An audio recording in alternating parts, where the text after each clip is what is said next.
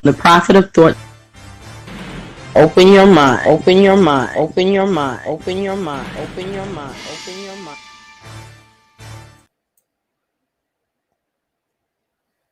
The prophet of thought. Open your mind, open your mind, open your mind, open your mind, open your mind, open your mind.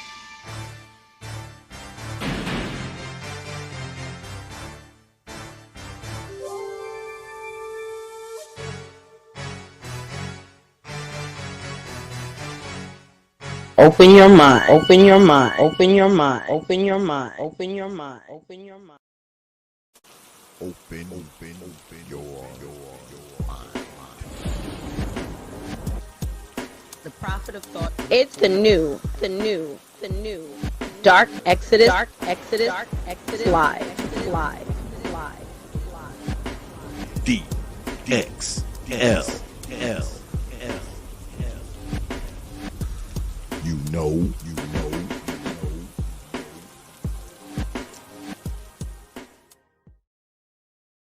Thursday, D.X.L. It's Dark live.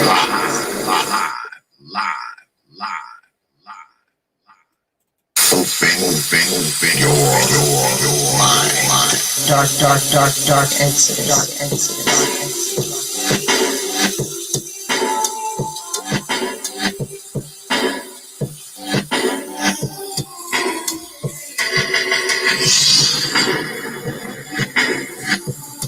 The protester. Dark Exodus.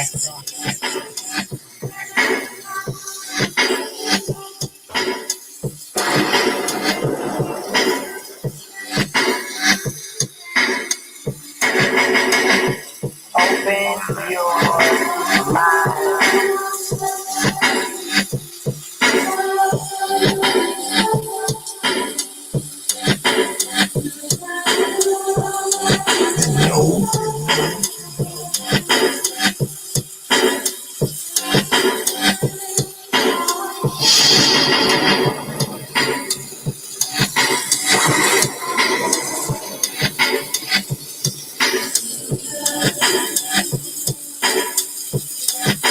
Yeah, X.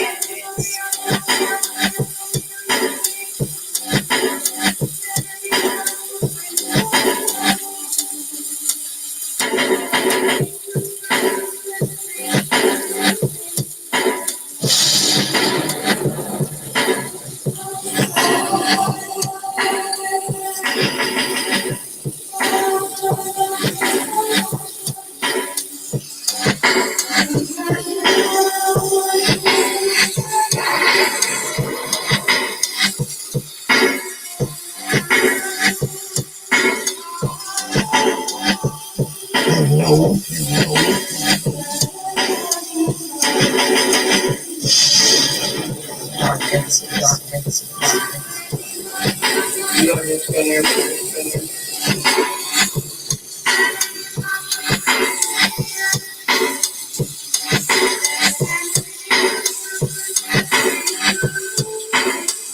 Yeah, X.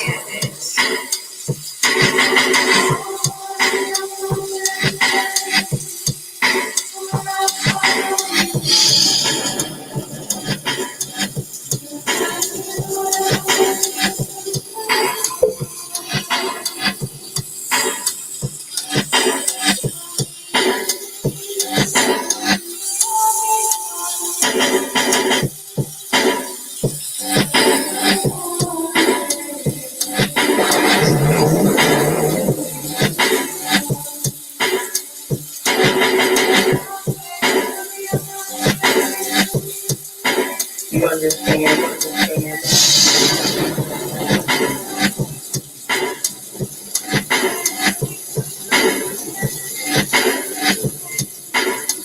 Open your mind.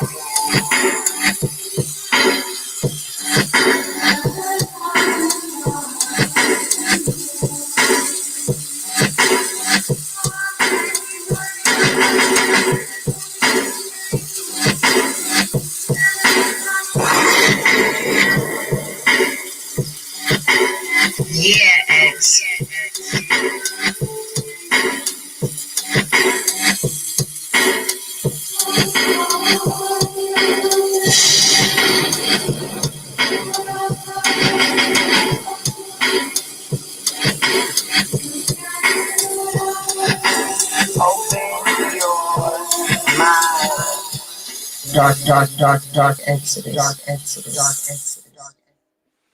Yeah, we are back, and I got a real good show for y'all tonight. Very special guest up in the house.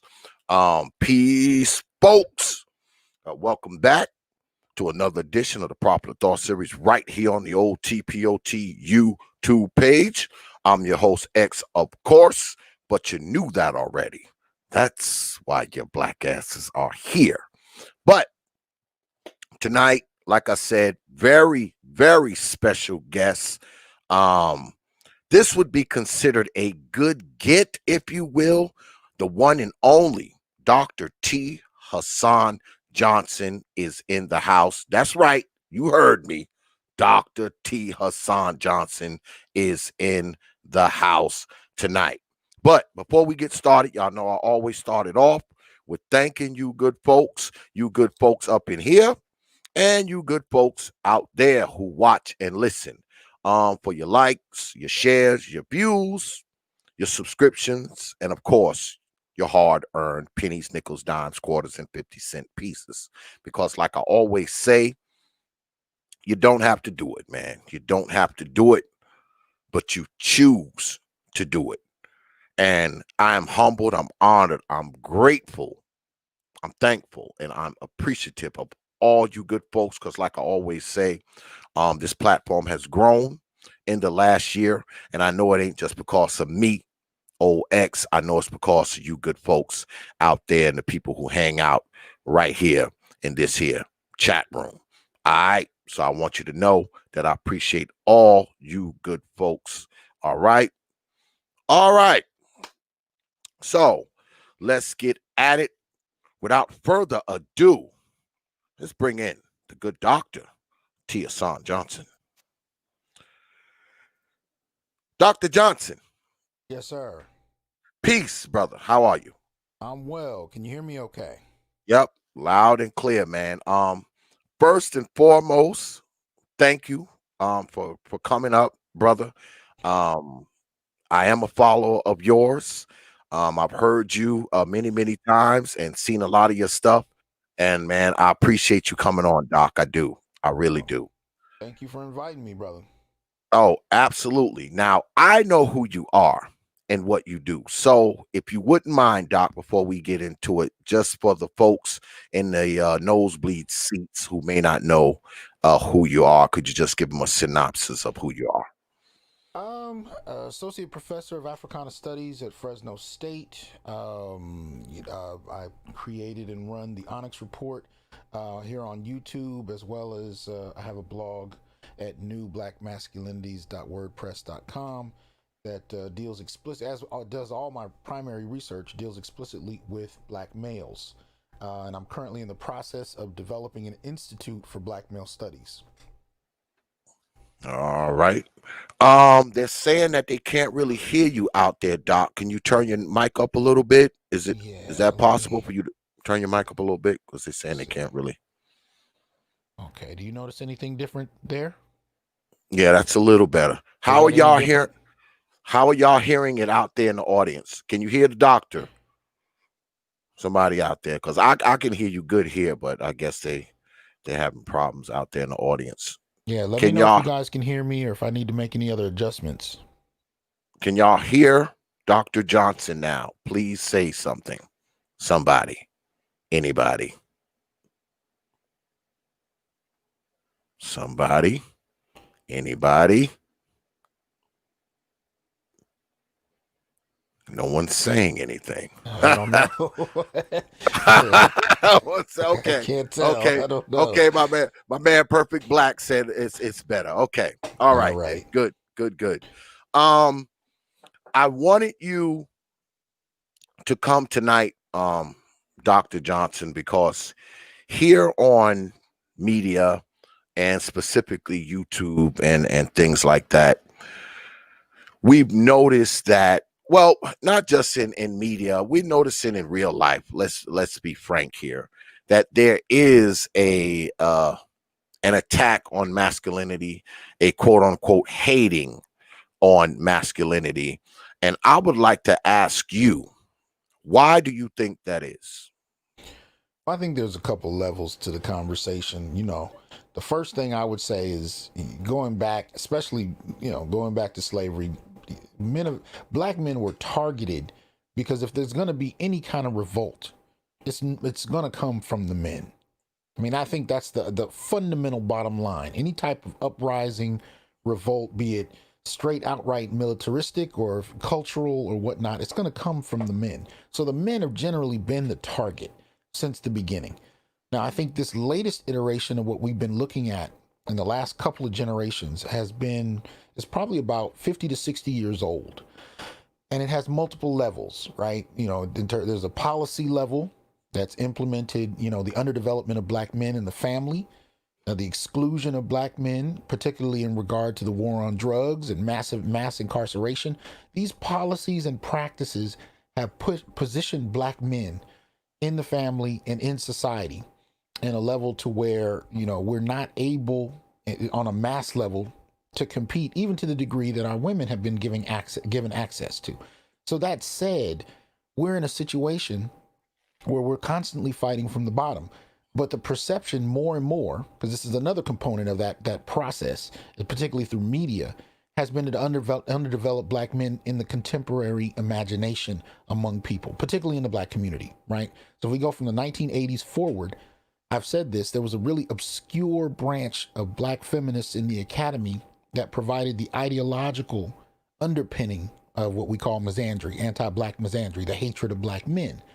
It was primarily through media moguls like Oprah, who served as the spigot, right, that released that misandry on a cultural mainstream level, to the point where you had black women who've never read a feminist text using feminist talking points, describing men in antagonistic terms, much the way you heard white women, white feminists, talking about white men.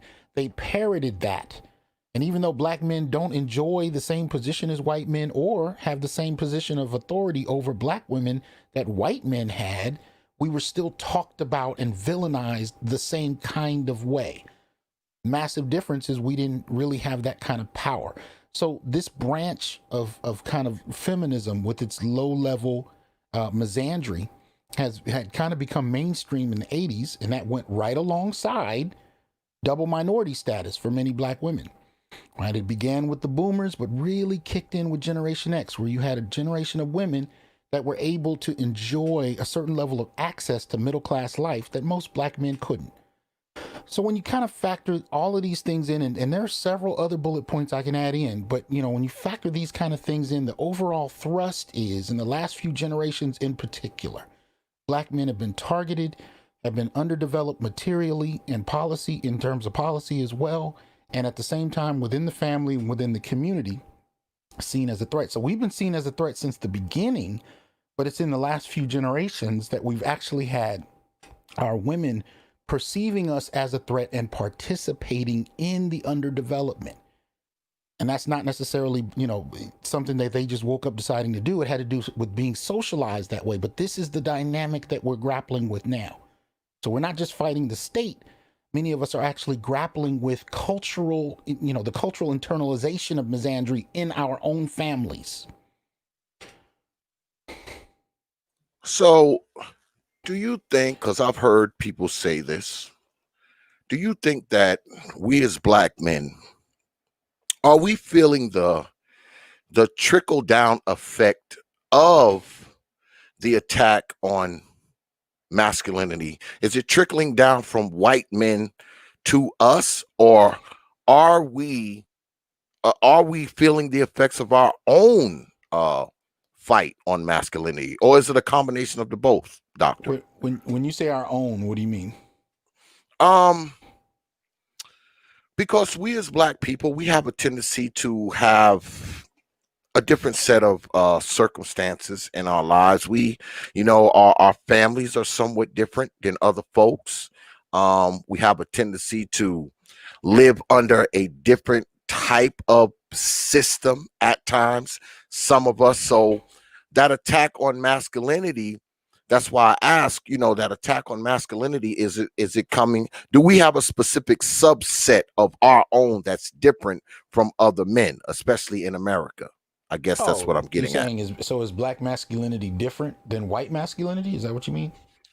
Um, well, I guess it would be, wouldn't it? Black masculinity and other masculinity would be different, right? To a Oh, degree. absolutely, absolutely. I mean, this is part of the problem. The definition of masculinity in most people's imagination is fundamentally white, and it's not something initiated by black men. So by the time it's black men are attacked, for their masculinity, for their manhood, it's usually in relation to concepts and practices that we haven't engaged in. So when you look at, for example, what's been happening with Ice Cube, right? This attack on Cube from within the community, right? Most particularly in terms of accusations that he has excluded the women, and he, as a representation of black men, are further oppressing black women. If you look at that kind of argument, what it's fundamentally suggesting is that because we are men, we are participating in a oppressive patriarchal practice. And yet, if you ask them to identify a period where black men have been in an oppressive position, a position of authority via patriarchy, where they could oppress the women of their community, nobody can identify that time period. You know what I'm saying? So, in that respect, when most people, mainstream culture in America think of masculinity, they're actually thinking of oppressive white masculinities. But black men get the brunt of that, and then we become the face of abuse, rape, and criminalism.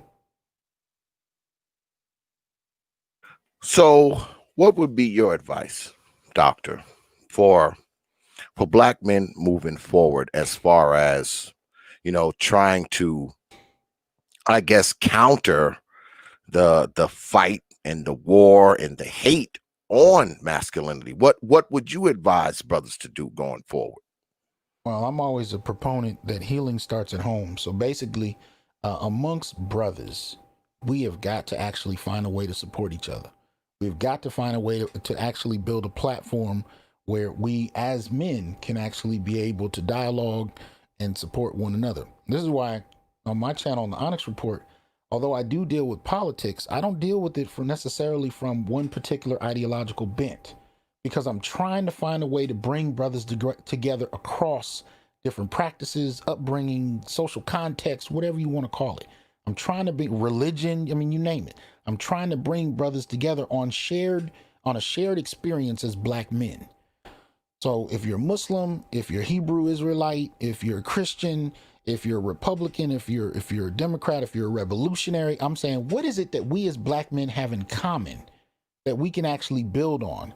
Because at the end of the day, regardless of any of those practices, you're oppressed on the basis of that, or at least sought after and underdeveloped, or targeted in that regard, on the basis of you being black and male. So what can be done for those who share that experience to build with one another? That's the starting point for me. That's one of the reasons I came to YouTube, because YouTube seemed like there was a space where I'm hearing black men in dialogue in a way that I haven't seen anywhere. I mean, when you look at the spaces that have been made available for black men to be able to dialogue with one another, it's really not until you get to this era of social media. Prior to that, if you wanted to have a conversation as black men about how we see the world, how we engage, the larger society, even how we engage the community, the families we're in, much of the time we had to filter that through performers, artists, singers, comedians, rappers. You had to, like, I'll give you an example. When you watched Eddie Murphy Raw in the early 90s, right? And he gets to that moment where he's talking about divorce. And he's talking about, he uses Johnny Carson as the example, right? But he's doing that after Richard Pryor did it. Richard was talking about his own divorce. And Richard talked about his wife not telling ne'er a joke, but getting all of this money. So you get to Eddie Murphy in the early 90s, he does a similar joke, but he's talking about Johnny Carson and how much Johnny's going to lose. These were conversations that we could say black men were having in the barbershop, but where were the spaces where black men could do this en masse? You know, we had to wait for these moments. You waited for Eddie Murphy. You waited for Bill. Well, I was going to say Bill Cosby, but not really. But you waited for certain rappers. You had to wait for these key people to voice things that we were saying in private spaces. By the time you get to social media, now you have brothers that are in direct dialogue with each other, and it's not filtered through a celebrity. It's not filtered through a political candidate. It's not even filtered through an elder that is well respected, you know, like a John Henry Clark or something. It's actually something that black men on the street level to the boardroom and internationally are able to do with one another. And that's unprecedented. So for me, the question became, how exactly can brothers begin to build something if we're able to dialogue with each other in a way that we've never been able to? Well, I know lately, it wasn't always like this. I mean, I haven't been on the YouTube circuit long. I actually was in radio before I got into the YouTube thing. And what seems to have happened on YouTube is that they want to limit how brothers speak, the things we talk about. I mean, they'll take your channel down. They'll take certain videos down. They'll do all of that stuff. And, you would think, that this was a space for free speech. But if your speech violates a quote unquote policy, it is no longer free because they will take it down. And it almost seems like they attack the brothers more than anyone else. Now, maybe I'm oversimplifying it, but it seems like they will attack the brothers' commentary more than anyone else's commentary, especially when we get into those deep conversations about our lives, about how we deal with our women, everyday life in Black society. So what can we do about that? Because I can actually see them stamping down on us more in the future, not less. So what do we do about that? Well, there's already been waves of it happening. We've been having debates for decades about censorship, and this is basically, I think, what you're bringing to bear. You know, the power of censorship and the power to actually curb our speech. And I think the only way we can respond to that is to keep building content, keep building Black male-based content across as many platforms as possible, but to build a kind of momentum where we can actually be able to take a massive amount of content into a space that we can begin to have more and more control over. But the fundamental issue that we grapple with, and generations of Black folk have grappled with, is a lack of capital, a lack of wealth, a lack of resources. And this has been one of the fundamental, Achilles heels to what we do, because whatever we build, it usually comes back to that. And that's not something that's easily shaken. Even with increased income, you might be doing well in terms of income, but income is not wealth. Wealth is generational. Wealth is handed down. That has been one of the fundamental difficulties of being Black in America, navigating that. Even if you're going to talk about building international ties to build that is something that it's still been doggedly difficult for us to do. So on just a local level, the everyday brother level, I think the answer is to build as much as possible, build content, build the conversation, connect with others, and begin to push the momentum until we can take it to another level. And that's already happening. I think the brothers, from YouTube to Twitter, have been doing that for this last number of years. There are whole iterations of these dialogues happening in these spaces. And I have faith that the brothers will continue to do that. But that's where it begins. Do you believe that we've been victims of media. And when I say that, when you look at television shows and the news, and it seems like the image of black men on television and in other media, whether it be a commercial or some type of sitcom or something like that, you don't see a lot of strong black figures, male, Right, being right, portrayed. You right, don't see it, man. You, right. you just don't see it. So are we victims of that? I think that's definitely been one of the strategies used to underdevelop black men, media, definitely. And that's one of the reasons I have a film review series that I started during the Corona, during this Corona era, because I was looking at, all right, everybody's stuck at home. How can we build relationships, particularly passing, down manhood from father to son? And so one of the things my son and I do is we do watch a lot of media, but we break it down. We dialogue, we analyze what it is we're talking about. And the reason I do that is so that he's armed to be able to do that when he's out on his own. And so part of what I'm looking at in that vein is how to give our children the means to, break down what it is they're accosted with, because this is something we've been experiencing again for generations, and it's likely not going anywhere. And when we're living in a time period where there is more bombardment from media than any other time in human history, from cell phones to, computers to you name it, it's coming from so many different areas that it's almost impossible to avoid on a mass level. So at the end of the day, we have to, give our children the means to interpret it and break it down. But I do think, going back to your question, that has definitely been one of the sources of attack for black men on black men. The elimination of positive masculinity, the elimination of strong masculinity, the elimination of strong masculine examples. Right? These things are part of the problem, and they're part of the tactic used to remove black men from the family. And it's one of the reasons too, on the Onyx Report, I bring in people to break down media. Matter of fact, next week I'm going to be bringing in BGS, who's in the comment section, and my boy Green Gorilla, and we're going to talk about Lovecraft Country. Why? Because these are the things that our people are consuming. These are the images. But if you don't break them down, they're highly problematic. And one of the most consistent themes I'm seeing in a lot of this quote unquote new media is the elimination of heterosexual black male image or strong masculinity. Either one of those contexts, either way you want to frame it, it's being eliminated, downplayed entirely. So yes, I do think that has been a strategy of attack, not only to the black community, but specifically to black men. Well, let me ask you this, good doctor. Do you think that the women inside of black society has had an effect on us as black men in our everyday lives? Do I think the women have had an effect on us? Yes. Have they had an effect on our masculinity, or how we exhibit it, how we grow into it, how we, reveal it, how we express it? Have they had an effect within black society? You're talking about a community that has been overwhelmingly, female led on the family level since the 1970s, 1980s.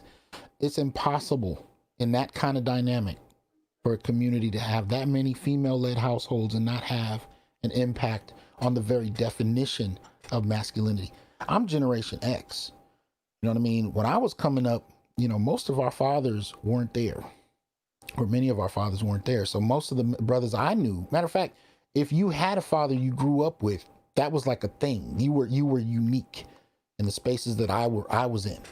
And most of us piecemealed our sense of manhood together from various images. It was almost like a collage. You pieced it together from a movie you saw, a television show, a couple of songs you heard. Like, you literally pieced together your sense of manhood from images that you found or examples you saw. I remember seeing black fathers at the parks with their sons and just watching them for a whole afternoon. I remember watching a movie that really had an imprint on me. You know what I mean? These are the things that many of us had to do to kind of formulate that. Now, what I will say is, even though, from the 70s onward, you still had a lower level of marriage. You have had a low level of, two parents living in the same household.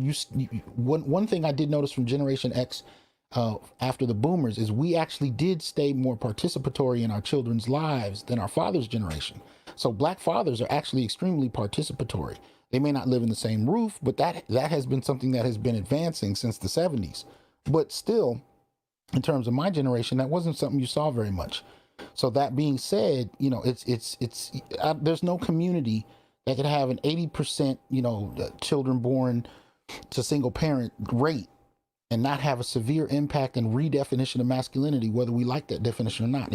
It's virtually impossible for that to happen in that dynamic. And that's why I draw the connection between policy, right? Because here you had the advent and the development of the family court and the impact of the family court on, divorce judgments, on child custody. Those have a direct impact on the very structure of the family. So who gets to be in the room to teach the definition of masculinity?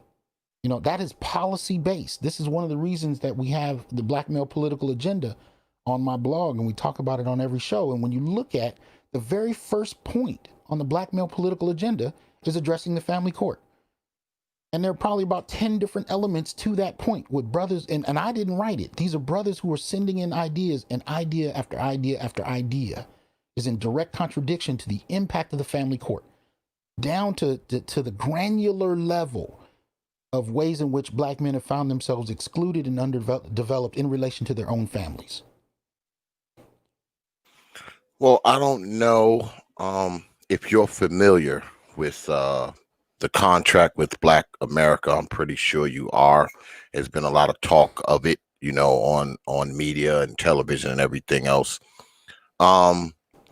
What's your position on it, Dr. Johnson? And do you think that it will affect black men to any degree, if it's implemented, that it is? Well, I did a show on it yesterday, but not on it. I really did it more on not only Cube, but really the response to Ice Cube. That's really what I was paying more attention to. It wasn't so much what Ice Cube was proposing, but that he was proposing. That was one of the biggest things I noticed. And the attack on black men in response to Cube proposing, right? And it happened in a variety of ways. It was all the stereotypes about black men that are essentially white supremacist stereotypes, and hearing those stereotypes coming out of black women's mouths. Now, there's a whole question about to what extent people online are bots or agents, or really just, suffering from generations of brainwash. All of those points have relevance at one level or another. But really what we saw with that was really an attack on the very idea of black male leadership, even though we've grown up in a time period where black male leadership was claimed to be valued, and it was just black men's fault for not being leaders. So when black men do, there's this attack that we see, happening to particular figures that began to step up. But in terms of his specific agenda, I've really been focusing more on the agenda we've been developing at the Onyx Report, looking more specifically at the needs of black men. That's been more my focus there. But as far as what Cube is doing, here's the thing. I think that if Cube, or should I say, if Trump gets reelected, I think one of the things that's going to happen, for better or for worse, is that black men are going to end up being blamed. And I think we're being set up for it now. Even though we actually vote to the second highest levels under black women for the Democrat Party, no matter what happens, as long as Biden and Harris is not elected, I think black men are going to end up getting blamed. And we've already seen this kind of thing start to take place in the last few years. We even heard it in the last election, where it wasn't even an issue of black men and Trump, but yet when Trump won, it was somehow, started to hear this in social media, it was somehow black men's fault, because too great a percentage of them voted for Trump, even though we voted Democrat just under black women, more than any other demographic. But somehow it was still black men's fault that Trump got elected. So I think with Cube in this dynamic, the Democrats, telling him we'll look at your plan after we get elected, and Trump being willing to engage him, I think this is already kind of setting up for a dynamic where black men are at fault. That's just kind of how I see that going. Yeah, I see that too. And to piggyback what off of what you said, Dr. Johnson, they blamed black men for the last election, and according to the numbers and the stats, there may be more black men who may possibly go to Trump. And I think the problem is, my opinion is that the problem is that black men are expected to fall in line. Mm-hmm. Black men are expected to vote, along with how the women vote. That's what we're expected to do. And if we don't do that, we're somehow turning our backs on black society in a whole, which I think is totally ridiculous. But that is the narrative that's being set up. And like you said, Doc, if Trump gets reelected, I think we will be blamed, and we will be blamed for a very long time for everything Trump does. I mean, absolutely. Yeah. And so I think the downside with that, of course, is nobody's actually listening. I won't say nobody, but there are many people who aren't actually listening to what black men are saying. Black men are not, by and large. This is something I heard from Farrakhan when I was real young, and Farrakhan was the first one that had introduced me to the idea of not being wedded to any particular party. And he talked about actually having parties cater to our vote. I'm fairly young listening to this, and I'm thinking, okay, that makes perfect sense. Yet I'd never seen it happen. And so now there's the potential of that on the table, but there's all of this animus about whether or not black men are inherently voting for Trump because we want to emulate white men, we want to emulate white masculinity, and we want to oppress women the way white men via Trump oppress women. And this is the kind of language coming from academics, right? Coming from black feminist academics. If you look at the likes of the Brittany Coopers and whatnot, this is the kind of rhetoric that you have going on. And yet, when you look at what black men are saying, if you take Cube, like you said, the Contract of Black America, he's talking about representation. He's talking about lending reform. He's talking about federal funding, right? The Federal Reserve, financial oversight, data and credit. He's talking about policy. And yet somehow, even though there hasn't been a critical policy discussion going on in the left with black people, not minorities, not people of color, but black people and the specific needs they have, even though that's not really been happening, somehow black men are now at fault for raising a question of policy and really threatening the Democratic Party by saying, look, our votes are no longer a guarantee. If we vote, it's not going to be in the interest of whoever assumes our vote. It's going to be in the interest of those who engage us on policy issues. And so that becomes the question. And then from there, what I'm hearing people say was, well, you can't trust Trump. And I'm like, I don't trust either one of them. And it was ironic because as soon as I said it, I was watching an interview and Cube said it exactly at the same time. It's not about trust. It's about, this is the policy on the table. Who's going to agree with it? And if you can agree with it, we'll move with that. If you renege or back up, we move in a different direction. But it's about taking those kind of steps and first unlodging our position from any one stifling ideology that keeps us from advancing our own needs and our own position. Yeah, I mean, my thing is this. As a man, because I'm a small business owner. I've owned a small business for 6 years now. And I'm of the mind that... Congratulations. Thank you, doctor. I'm of the mind that I'm willing to work with anyone that's willing to work with me. So, I mean, I don't see why we as black men can't say, okay, if these people are willing to work with us, why can't we work with them? Hey, we may not agree with their policies. We may not agree with their politics, but if they're willing to come to the table and listen to us and work with us to make things better, why should we just shut them out simply because the majority of black America is saying, don't do it? I mean, I don't get that. I don't get it. I think part of the problem is what nobody wants to say, publicly, which again speaks to the value of black male spaces where we actually can dialogue with one another, is we live under a gynocracy in the black community. If you look at the major aspects, the major fundamental institutions in any community, that determine leadership, whether it's entrepreneurship, media, church, when you look at those fundamental institutions, employment, these kind of things, overwhelmingly, you find that in our community, black women hold those positions to a greater degree than black men. And this is not because black men are inherently failures or inherently weak. We've been working and fighting against the system that has purposely been trying to underdevelop us. None of this is accidental, and that goes alongside the propping up of a gynocracy. This gynocracy didn't come into existence on its own.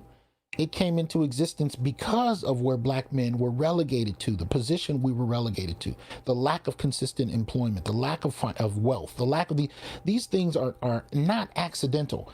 They are structurally imposed. And what that produced, see, I have a concept that I talk about in the 1970s. I talk about it as the promotion-demotion thesis.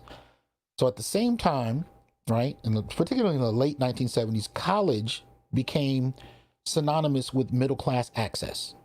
Prior to that, you could be a factory worker, buy a house, a car, and take care of a family with less than a high school diploma.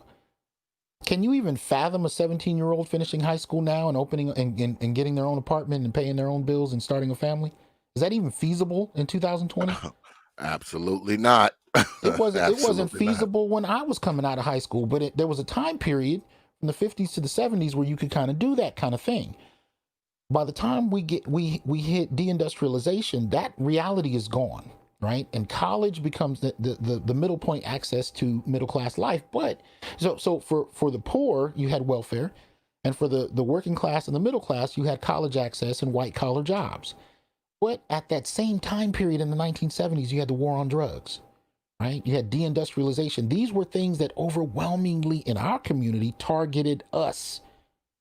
While at the same time, our women began to go to school, and if they were poor, they got to have access to welfare during a time period where the man in the house rule did not allow for men to get that.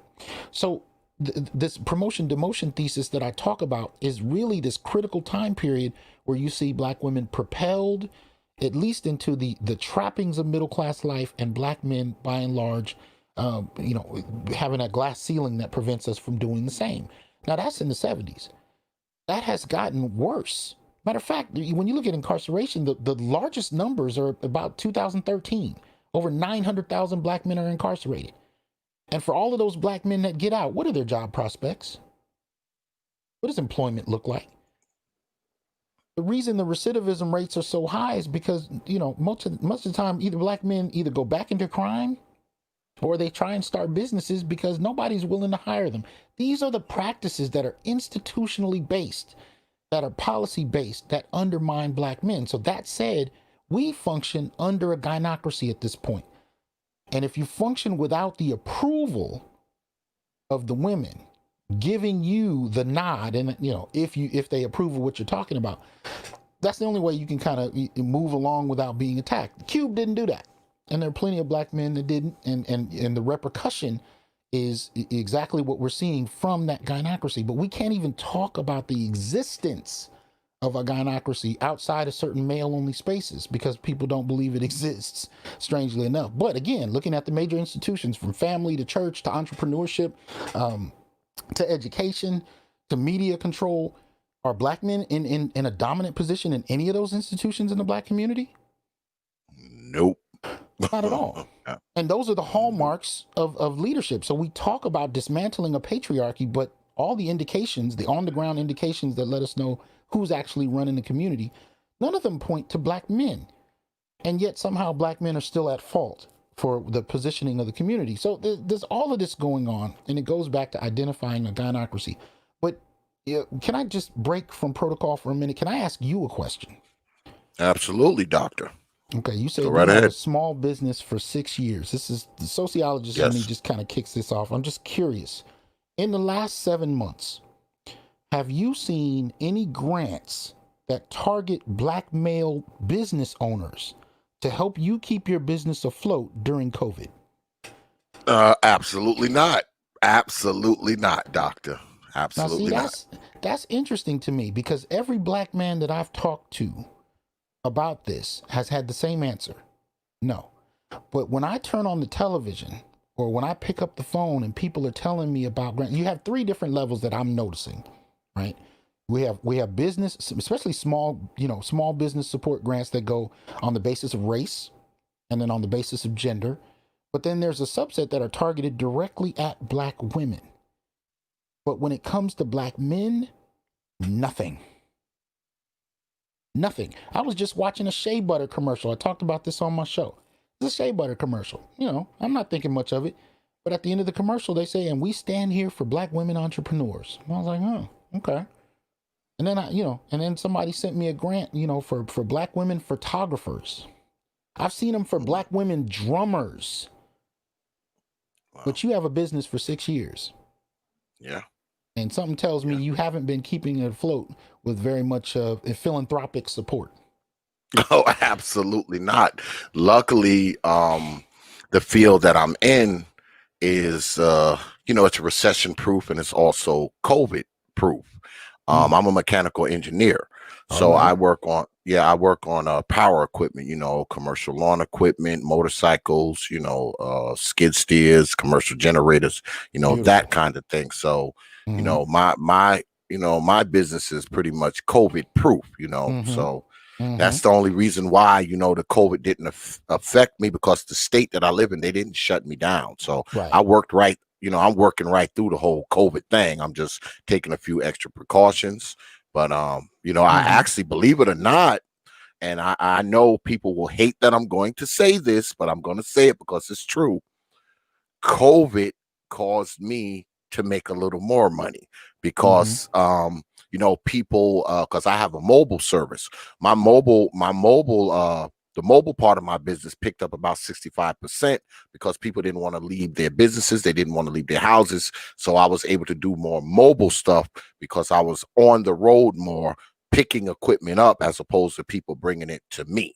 So it actually, COVID actually, I'm telling you, about 50-60%, it increased my sales. It increased my profits that I made on mobile repairs. So COVID actually was a quote unquote blessing, if you will, and I know y'all mad at me for saying that, but it's the truth, y'all.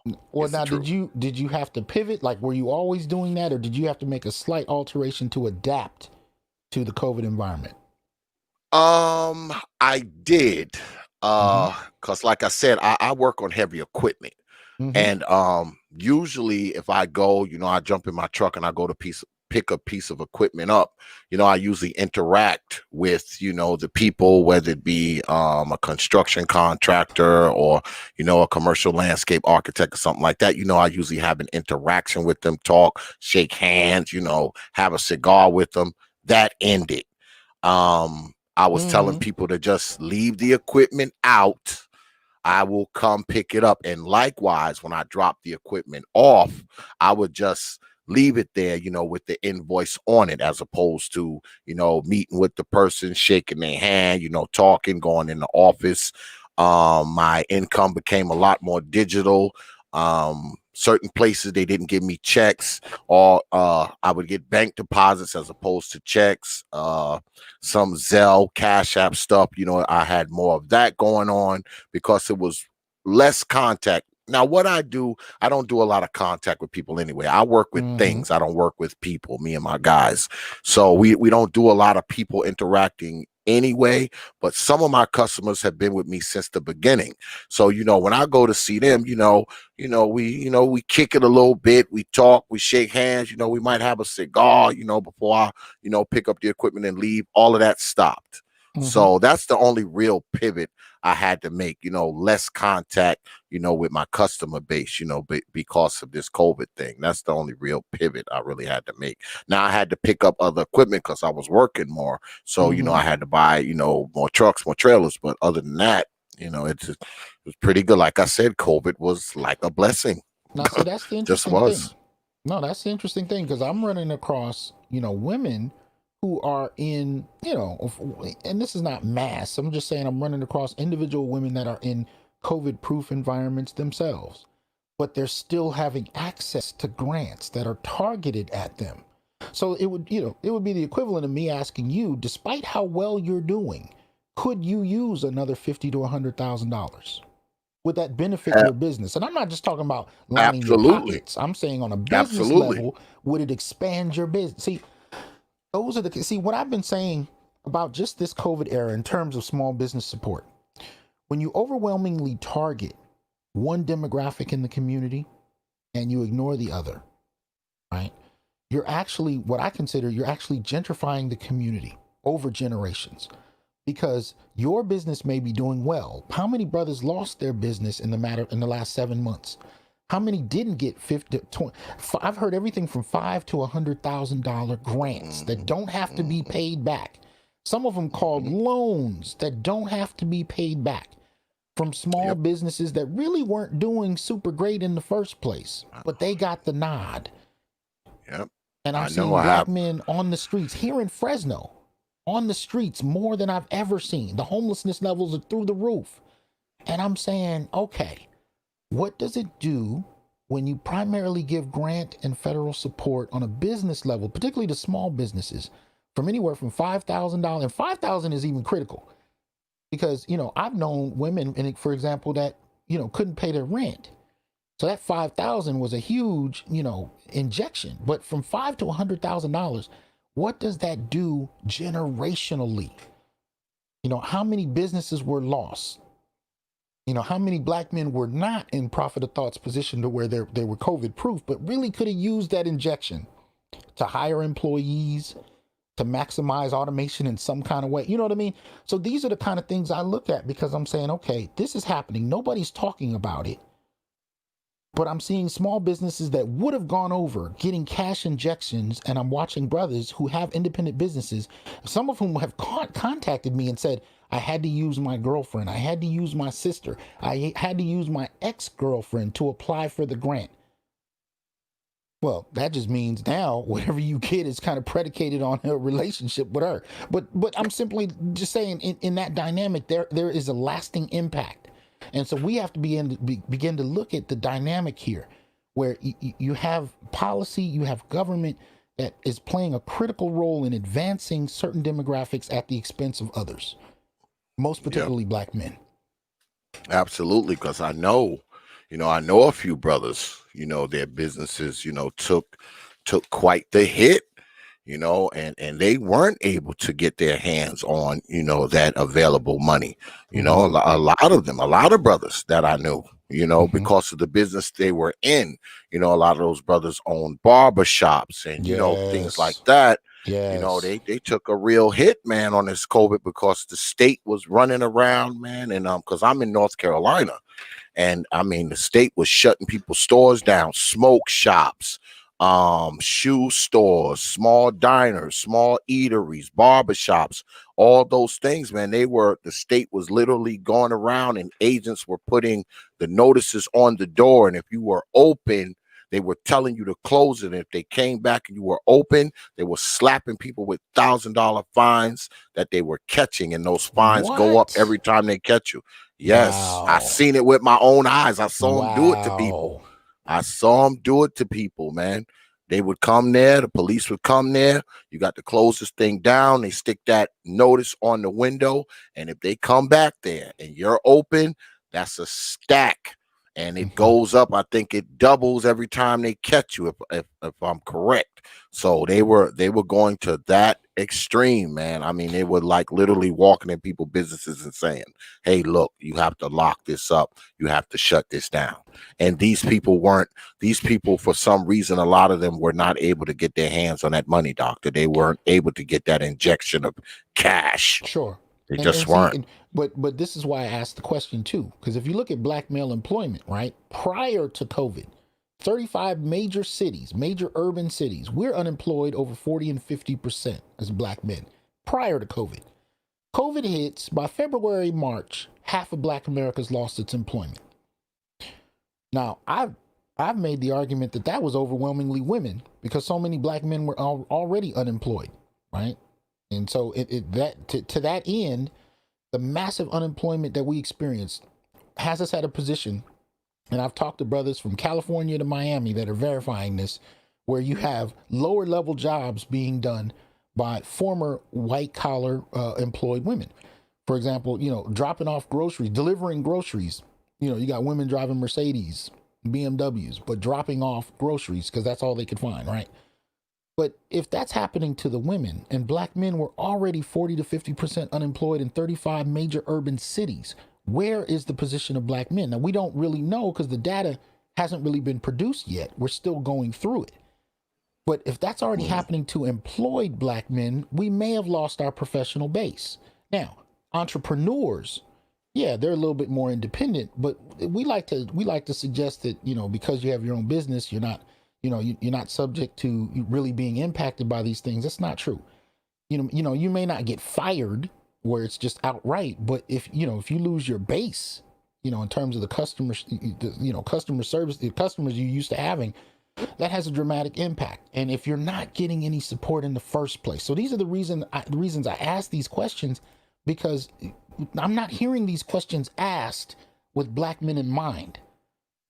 I'm not hearing black men being targeted. Even when you look at Ice Cube's plan, Ice Cube is not talking about black men. He got chastised for not talking about black women, but he isn't talking about black men. He's talking about the black community, and I'm not mad at him for that. But what I'm saying is, I have not seen a black male agenda yet. Black men, we're not even used to talking like that, because so much of how we've been socialized is about sacrificing for others. And usually others is synonymous with female, daughters, mothers, grandmothers, you name it. I mean, the definition of a good black man is a black man that takes care of his family, but family is usually synonymous with women and girls. Absolutely. It's really what it comes down to. I'm glad you said that, Doc, because that's what I believe. Like, I mean, I don't think that, I think black men, we are the sacrificial bull. We get out there and we're supposed to do all these things, and we're supposed to sacrifice our money, our health, our mental state, and all that kind of stuff to make sure that the females in black society are all right. I've always believed that if someone says you're a good man, that usually means you're some type of pushover, and you're always putting yourself on the line for others. That is the definition of a good man to most people. And yeah, I call it a ConcuSurf. Yeah, absolutely. And I just don't believe that people think black men are important. I think people believe that black men do serve a particular purpose, a purpose that they deem, but I do not believe that black society thinks black men are important. I just don't, man. I don't think anyone cares about a black agenda or black men, because they feel that black men are just supposed to fall in line with the agenda that's already written, and usually written by the women. Oh, absolutely. Look, from the mainstream, black community to the conscious community, I see the same kind of narratives. I'll give you an example. And peace to her, because she passed. But I was listening recently again, and I listened to it regularly. It was an old clip of Dr. Julia Hare. And she was on the Tavis Smiley. You remember when he used to do the annual? I got Cube's thing in my head, so I was thinking Contract with America. But what was Tavis Smiley's annual kind of agenda? And he'd bring call to action. The annual call to action. He have all the Negroes up there on stage in 2 different sets. Right. And she gave this epic speech about education and the impact on our black children, and it was brilliant. She was brilliant, and she passed due to Alzheimer's. So peace to her. But there was something she said that I thought was so interesting, and I shared it with a couple of my boys, and I just asked to see what they heard, and they didn't hear it, just like I didn't hear it the first time I listened to it. But she gives an example toward the end, and she says, black women, queens of the universe, powerful, such and such and such and such. And then she said, black men, our warriors, our black male warriors. Now, what is the counterpart to the queen? The king. The king. But in the imagination and within our community, that's what I thought was so telling about that moment. We were not conceptualized as kings. We were warriors. It's almost like if you took the insect kingdom, right? You got the queens and you got the drones. The way black men are perceived, even in our own community, is as drones. We operate under a queen. We must be approved by a queen, or else our actions are considered heretical. This is the kind of language that I think is necessary for us to get to when we really examine not only our current positions, even within our own families, but our positions in the last few generations. You know, there are many men many of the men I run across that are strong because in many ways they've had to find ways to break from that tradition of being seen as foot soldiers and actually claiming, you know, kind of position in their own homes. But that in and of itself is not a mass process. It's something that I've seen with small pockets of men. But part of the reason that we don't have a conversation for this is we've not developed the vocabulary. We didn't know how to do that. We didn't know we could, because so many of us were raised by generations of families. I mean, I talk about it all the time. I run across women that have not only one generation of say, a single parent household, but 3 or 4. Grandmother, mother, daughter, and you know what I'm saying? Like granddaughter, 4 generations of female-led households, no man present. I can't tell you how many women I just run across casually, even on dating apps, and you sit down and have a conversation. Oh yeah, my grandmother lives, you know, around the corner. My mother lives, you know, here, and my mother lives with me, and my daughter just got her own place, and we all have kids. Well, where are the husbands? Oh, well, you know, 3 or 4 generations of female-led environments, right? Not knowing, and from the kids to the women themselves, not knowing how to even interact with men, mainly because they don't have to. Men have been traded in for the state. The state provides whatever resources they need, whether it comes from welfare or through education, through, you know, private corporate jobs. When men can be replaced by such institutions, the community falls apart. Now, here's the critical part. Not only with Trump's presidency, but with COVID, the COVID economy, we're looking at a position now where the last, you know, few generations of sisters who have been able to rely on the state in replacement of their men are now starting to get worried because the state is faltering. Remember last year when everybody was sending those videos around when Trump started sending food boxes as opposed to money? Yeah, or food stamps? I remember. How frustrated and scared people got? They were outraged. They were outraged. They were outraged. Yeah, and when the whole question of, you know, college loans and the extent to which the jobs were not enough to pay for the loans and the lifestyle people want, the reason those things became critical in the last couple of years is because those were considered stalwart institutions. They were considered etched in stone, right? These were institutions that go back to the 1960s, and people thought this is going to be permanent. And when those things started to shake, people began to realize there's a problem here, because in most other groups, right? Most other groups, men and women negotiate their reality with one another. We don't really have that in the Black community. Men are not necessarily to be negotiated with. They're kind of to be tolerated. But they're tolerated to the extent that they're needed. So this is why I use the term ConcuServe, concubine serf.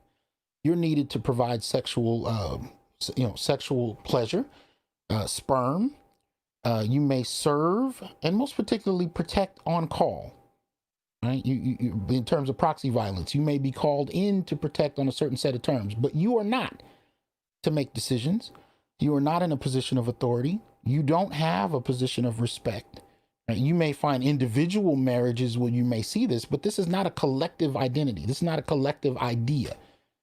Right? And so with that kind of service, that kind of drone mentality about what role men play, when you reach a position where the state can no longer act as husband after several generations of enjoying that, now what? And that's the critical place we are now. This is why Biden and Harris, you know, particularly with Black women, is being pushed for so hard, because they're hoping that Biden can replace the status quo that they've been comfortable with. Now, the question is, can the economy do it no matter who's in the presidential office? And I personally doubt it. But that aside, that's why you have this push. And it's, you know, of course, the idea too is with Harris in the vice presidential office, there's a greater chance to see a Black woman in the presidency, you know, and then from there, policy that may further advance white collar Black women. But that aside, The idea that the left is going to return the status quo of being able to use the state in replacement of black men, so you don't have to negotiate with them. I mean, what was how old are you, brother? I'll be 52 this year. Okay, so 52. So you remember in the 1980s when the mantra became niggas ain't shit. Oh, absolutely. You heard it. This is I now I just grew up. want to I know. You grew up didn't hear it. hearing that. I didn't make it up. You've heard it, right? Yep. You remember the time period. You remember women actually saying to you that I don't need a man. Yep. That was a mantra we heard. But it was a mantra that was a product of policy that shaped behavior. And now we're finally reaching a critical point where that policy is starting to shake. And the question becomes, can we, is there a community after that? Can there be a reconciliation? Well, that's the question on the table, really, even though folks don't articulate it that way. That's what it really is coming down to. And I think that reality scares people. And I know it scares women. I mean, it has to. Mm-hmm. It has to scare them, man. Because something tells me that no matter what, black men, for the most part, we're going to be all right. We'll adapt. We'll do whatever we need to do. But we are only one part of the population who doesn't give a damn about us. Let me add that. So I think they're more concerned with their own existence as opposed to, the black society on a whole. I don't think they're too concerned with black society as a collective. They are thinking about their part of the collective, because they can round us all up and dump us in the sea and they wouldn't even care. So I mean, that's the mind frame that I have because of what I've seen over the course of my life. I just happen to be a fortunate brother. I mean, I was raised by my father. So, Right. I was taught to work and all that kind of stuff from a very young age. But what I think often, let me ask you this: having been raised, most particularly having been raised by your father, but just being a black man, how yep, much do you expect anyone to give you? nothing, You see nothing, that? Now you see that? nothing. What we're seeing right now with this current economy is folks who are used to getting support, and I'm not limiting this to black women. I mean, this is white folks too. This is people across the board. People are used to getting things, and they're having to grapple with a reality where they can no longer expect those things. The difference with black men, and this goes back to your earlier question about black manhood, we don't expect anything. We've lived a reality where we know nobody's coming for us. You're not going to get a check in the mail that just happens to cover the last 6 months of your rent. You're not going to have a landlord. Let me ask you a question. If you were let's say you were renting an apartment right now or a house. How many months would you imagine it would take of not paying rent before you were evicted? Just in your imagination, how many months do you think it would take? Probably about 2. Now, The first one, they probably would be like, okay, maybe just hitting hard times. The second one, they gonna want that money. You see that? They gonna You see want that? that money. Now, I've known in my personal life, family and friends, I've known women that have gone 6 months and were indignant at being told they had to leave. And I've known people who went to the liquor store to get lottery tickets because they were expecting, not hoping, expecting to win the lottery to pay back months of unpaid rent. I have yet to run across black men, even black men that are living off of other people like leeches, but I've not run across too many black men that expect a handout. They may manipulate, they may work, they may build their own business. There are options that they engage in, but what I'm saying is black manhood comes with an understanding that nobody's really coming for you. There's nothing owed to you because you exist. You know what I mean? And that's the reality that others are now having to adapt to. So here's the thing. Whether you're talking about Biden, whether you're talking about Trump, part of the reason so many black men can be apolitical is because we don't expect that life will be significantly different under either president. Exactly. I was just talking about that the other day. I mean, I used to be a Democrat, but I've been a registered independent for almost 30 years now because, I don't feel like any party, is particularly on my side. So why should I want to be called one or the other? How about I don't be called either and see who actually has earned my vote as opposed to just, following the flock and voting, one particular way. That just didn't make any sense to me, man. It just Mm-hmm. didn't. Mm-hmm. So Mm-hmm. that's And where that's I am exactly now. it. Yeah. That's where And, I am. and whether you see, and that's the interesting thing because I'm an independent as well. And of course, an independent can mean anything. You can be far right, far left. You can be in the middle. You Yep. can be anything. And Yep. yet, and still, neither one. And this goes back to why I said I'm trying to build a platform where black men. There's a nexus point where black men from different standpoints can at least agree that we share a certain existence.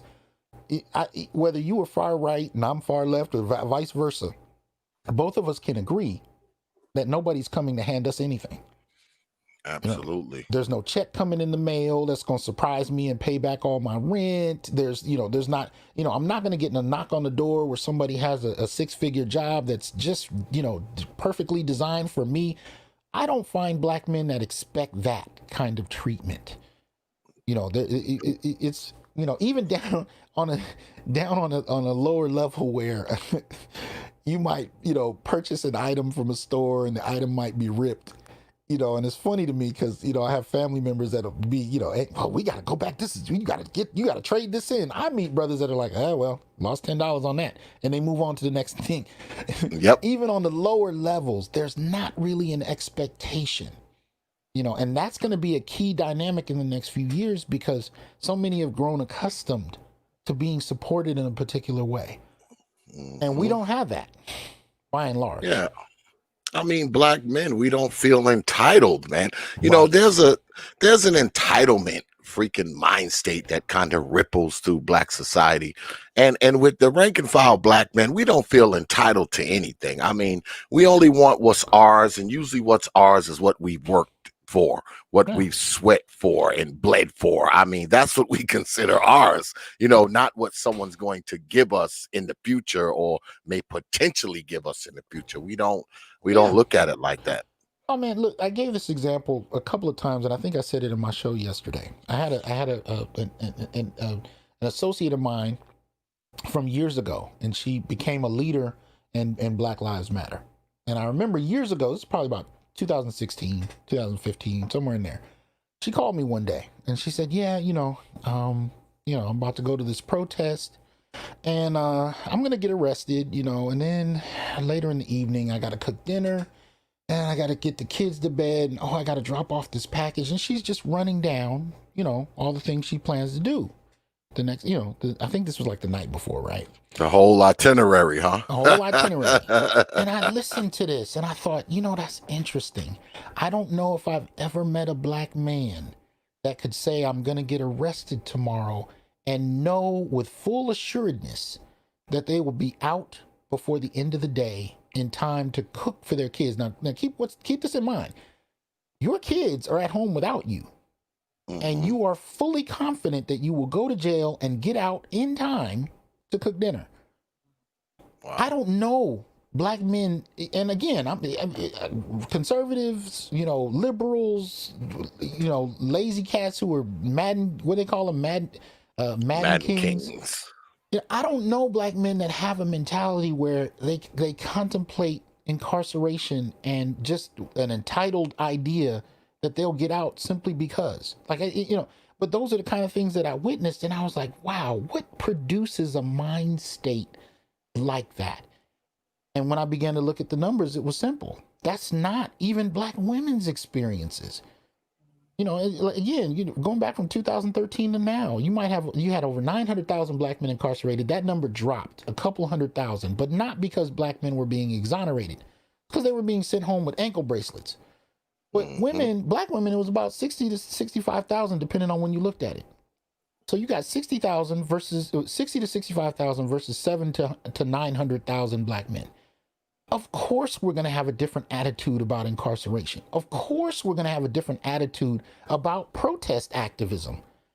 Yes, there are plenty of black men that protest, but by and large, black men don't have a great amount of faith in street level protesting because we have a different experience.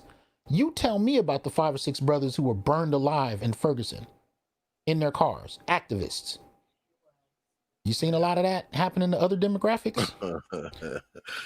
Well, so it's not an accident to me that I see black men starting media channels or coaching little league, or, you know, we find different ways to engage what I would call activism because we live a different reality that has a different set of repercussions. Yep. That's what I was going to say. I mean, we as black men, I mean, we just live a different reality, man. I mean, like you said, Doc, right. There's no black man who's going to say, well, I'm going to go to jail and then I'll be home in time to cook dinner. I mean, it's absolutely not happening. If something happens to us, we expect to be sitting, we expect to be sitting for quite a bit. And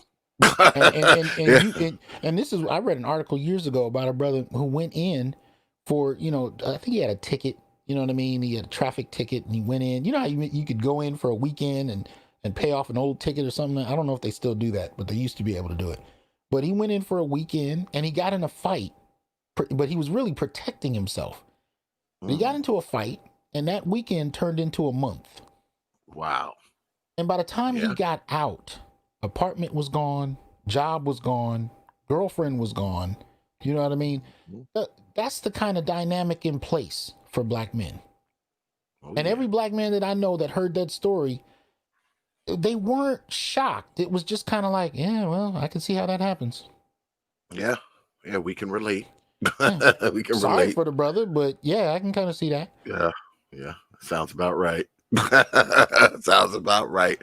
I don't know what you look like on time, Dr. Johnson. I don't know what you look like on time because I know some brothers in the audience that got some questions because the audience has kind of tripled within the last hour or so. Okay.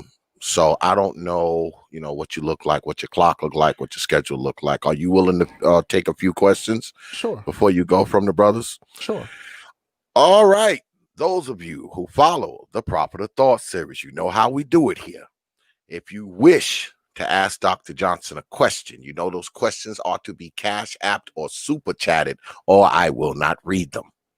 We're going to treat this like we do debate night. Y'all know how we do it here. Y'all already know this isn't news or new stuff. So if you have a question for Dr. Johnson, shoot them up now because I don't know how long I'm going to have the good doctor here. So now's your time because I know y'all got some questions brewing in your heads out there. And I have him here, so go ahead and pull the trigger. So in the meantime, while we wait for the brothers to shoot their questions up, let me ask you about black men and children, Dr. Johnson. I'm a true believer that black men make better parents. If we're going to have single parents, I would prefer that the single parent be a black man. I think that black men also suffer in that area as well. We should be fighting for more parental rights. We should be having more birth rights, if you will. There's a brother who's on media now by the name of J.I., who is actually, I had him on the show the other night, and he started a petition.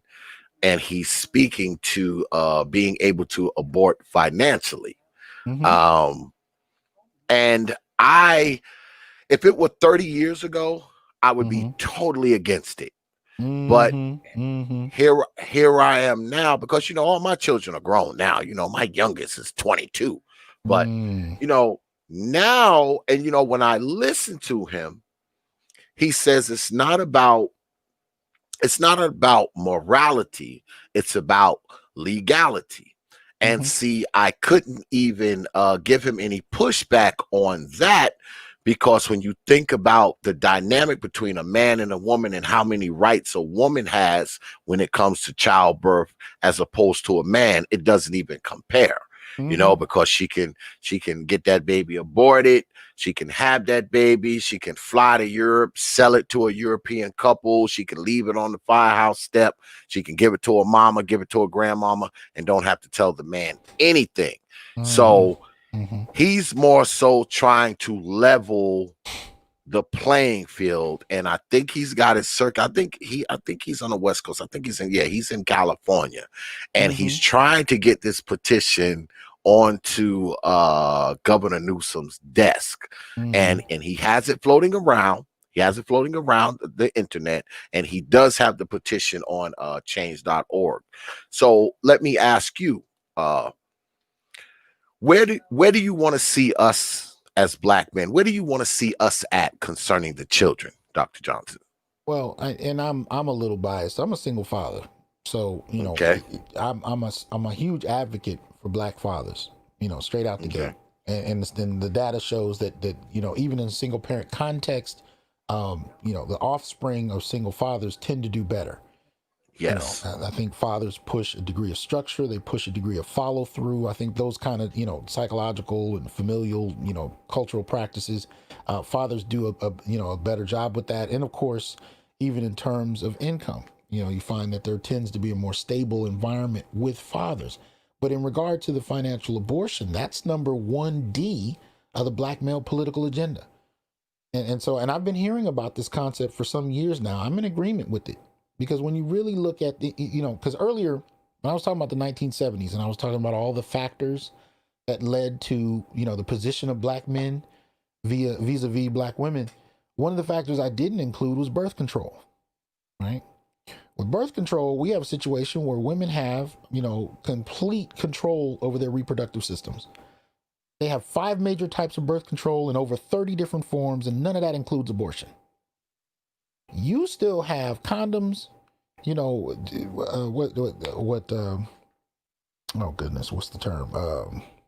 I've been teaching since 9:30 this morning. I'm a little tired, but you can get snipped or vasectomy, abstinence, condoms. I mean, it's the same option since the 1950s, right? So true. So here you are, a successful business owner. Right? You can have a one-night stand with a woman using a condom. And we know condoms break, condoms rip. Sometimes hey, she can call you up and say she's pregnant. Your reality has just changed. Your entire reality has just changed. Everything you built has now become vulnerable in a way that you can't always control. Unless you just want to be completely abstinent, but good luck with that because we're human. So at the end of the day, men don't have those birth control options, but women do. And yet, even all of that, despite all of that, we can still have a conversation about just avoiding the ovulation period. But anyway, that aside, I'm simply saying that she has complete control over her reproductive system. There are methods she can use before, during, and after the sex act to determine reproduction. What do we have? So, and this is something that Dave Chappelle quipped on recently on one of his Netflix shows. He made a quick quip about it. That was brilliant. But he basically said, look, if you can, if it's your body, your right, your choice, if that's the case, if you can kill him, I should at least be able to abandon him. Meaning, if you have complete, determining power over not only whether or not this child lives, but over the next 18 years of my quality of life, should I not at least have the option within, say, the first 6 months from being told about the pregnancy that as to whether or not I want to be involved? Should that not be a right? I can't control your body. I can't make you, anytime I've ever, had a woman I was with that was pregnant, I didn't have any say. I couldn't make her do anything. I was lucky if she asked my opinion. And even that didn't mean she would take it. She just may listen, she may not. But I have no power. And the next 18 years of my life is in her hands. Should I not have the decision-making capacity to decide if I want to be involved? The number one point under the Black male political agenda, under family court reform, is child custody, right? That if there's a divorce, it should be automatic 50-50.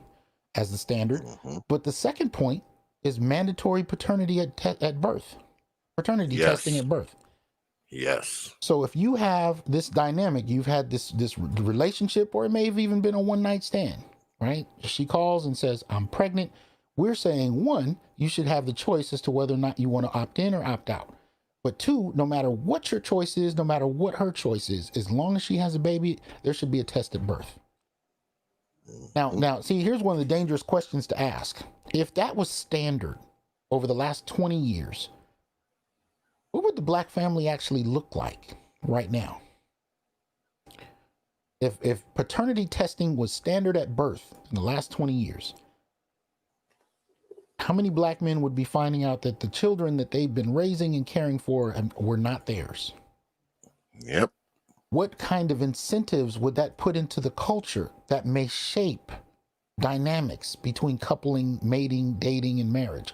How might that shift behavior, knowing full well you are going to have to be accountable as to whether or not this child is the man you're with? You have to be accountable at the day the child is born, or else this man can opt out. You know what I mean? It would change everything. Mm-hmm. It would change everything. But we got a question from my man Perfect Black with the $5 super chat. Appreciate that, brother Perfect Black. He says, given the level of vitriol for black masculinity and black men continue to coalesce in these spaces, how much do you think we can tip the political scale? You know, I said this again yesterday. I was talking about an Italian Marxist named Antonio Gramsci. And Gramsci was known for developing the concept of hegemony. And you know, a number of years ago, you heard everybody talking about hegemony. It's hegemonic. And they meant, in a rough kind of way, one group dominating and controlling another. But that's not necessarily all that hegemony meant. One of the things he also said with hegemony is, if you understand human dynamics, even a small group, if they operate as a unit and they understand their power, they can leverage in the right situation. They can leverage on their behalf in a way to even where the larger superpowers have to follow suit. You know what I mean? On the chessboard, it can come down to the right pawn in the right situation, meaning not pawn in the sense of being manipulated, but pawn in the sense of being, you know, one of the least powerful characters on the board, but in the right situation can determine the game. In regard to black men, a group of black men with a shared agenda, a shared strategy, can be profoundly effective. Any group, really. Like any organization I've been a part of, any business I've owned, I found that it really wasn't the large numbers that made the difference. It was a small group most of the time that carried out the strategy. And if you're talking about a you know, something that involves millions of people, then those people came along. But it's usually a small group that makes it happen in terms of getting the day-to-day things done. So in regard to the question, I think black men can be a very powerful unit if we decided to be. If we decided to actually sit down and actually engage in a brotherhood, or at least a coordinated agenda that works on our behalf. So I go back to my initial question. Muslim, Jew, Christian, atheist, Republican, Democrat, there are certain realities that are fairly consistent across the black male experience. If we agree that we share these situations for the most part, what can we coordinate with one another to do in response to it from our given positions? Do you think that religion keeps a lot of us black men separated, you know, because there's so many different religions, you know, that we as black men, you know, kind of practice? Is that a big barrier, you know, that stands between a lot of us? I don't think it's a major barrier at this moment, but I think it can be, and we have to be conscious of that. You know, I kind of go into situations just like, look, I'm not expecting a whole lot of people to coordinate on the basis of religion. You know, I'm not, at the end of the day, you know, anytime I've seen people start arguing about the book, which group, it just goes 8 different ways from Sunday. But again, if we focus on what we actually have in common, you know what I mean? So when I talk to brothers, and I've been working with black men for 30 years, I'm like, okay, So, if I'm working with two brothers and they don't agree, one's a Hebrew Israelite, one's a Christian, I'm like, all right, well, that may not be something we necessarily got to agree on, but if both of you leave your house every morning wondering if you're going to get pulled over or get arrested and not be able to make it home that night or get shot or, lose your job, specifically because somebody's afraid. See, this is another thing. There's a form of sexual harassment on the basis of race and gender that impacts black men differently. We usually talk about sexual harassment, right? We talk about sexual harassment in terms of what women experience. Maybe a boss that, grabs a body part or makes a joke that's just really improper, But black men experience sexual harassment a little differently. For example, you might find yourself being written up or fired at work because your workmates find you intimidating, find you scary. I've had this happen in the academy. I've had it happen to me. I've seen it happen to other black men. You're big, you're dark, you're black, you're dark, whatever. We're scared of you. We're wondering if you're going to do something. Men have lost their jobs or not been hired altogether just because they were black and male. And others had a problem with that. That's actually a form of sexual harassment in regard to black men. We just don't frame it that way because the way we've seen sexual harassment on television and in film has always been about women, and it's always been about sex. But that's not actually all it refers to. It also refers to you being mistreated on the basis of your race and gender. And black men experience this often in terms of other groups being intimidated by them. That said, in those kind of situations, those are the kind of dynamics where we actually need to begin to work with one another in regard to being able to provide platforms that support one another. But anyway, I kind of lost my point there. Remind me again what you had just asked, because I do want to bring it back to that. And I had something I was going to say. I was asking, do you think that, religion, the different religions that we practice, do they serve as a barrier between us as black men often? Thank you. Yeah, sorry. Thank you. My train of thought was that kind of experience with sexual harassment is something that black men may experience, regardless of their religious orientation. So if we're not going to agree on religion, but we both know we may be fired, we may not be hired, we may go to jail on the basis of being black and male, what can we coordinate with one another despite our religious or political differences? Because that base reality of being a black male comes with some, I won't say guarantees, but they come with some very large, swaths of similar experiences. So what can we coordinate? Well, I always thought that, because my dad used to tell me all the time, he would say, son, because, my dad was from the old school, he's an old school Southern Geechee from Georgia. And he used to say, son, he said, if the white boy scored 80, you got to score 90. Right. If the white boy scored 90, you got to score 100. He used to tell me that all the time.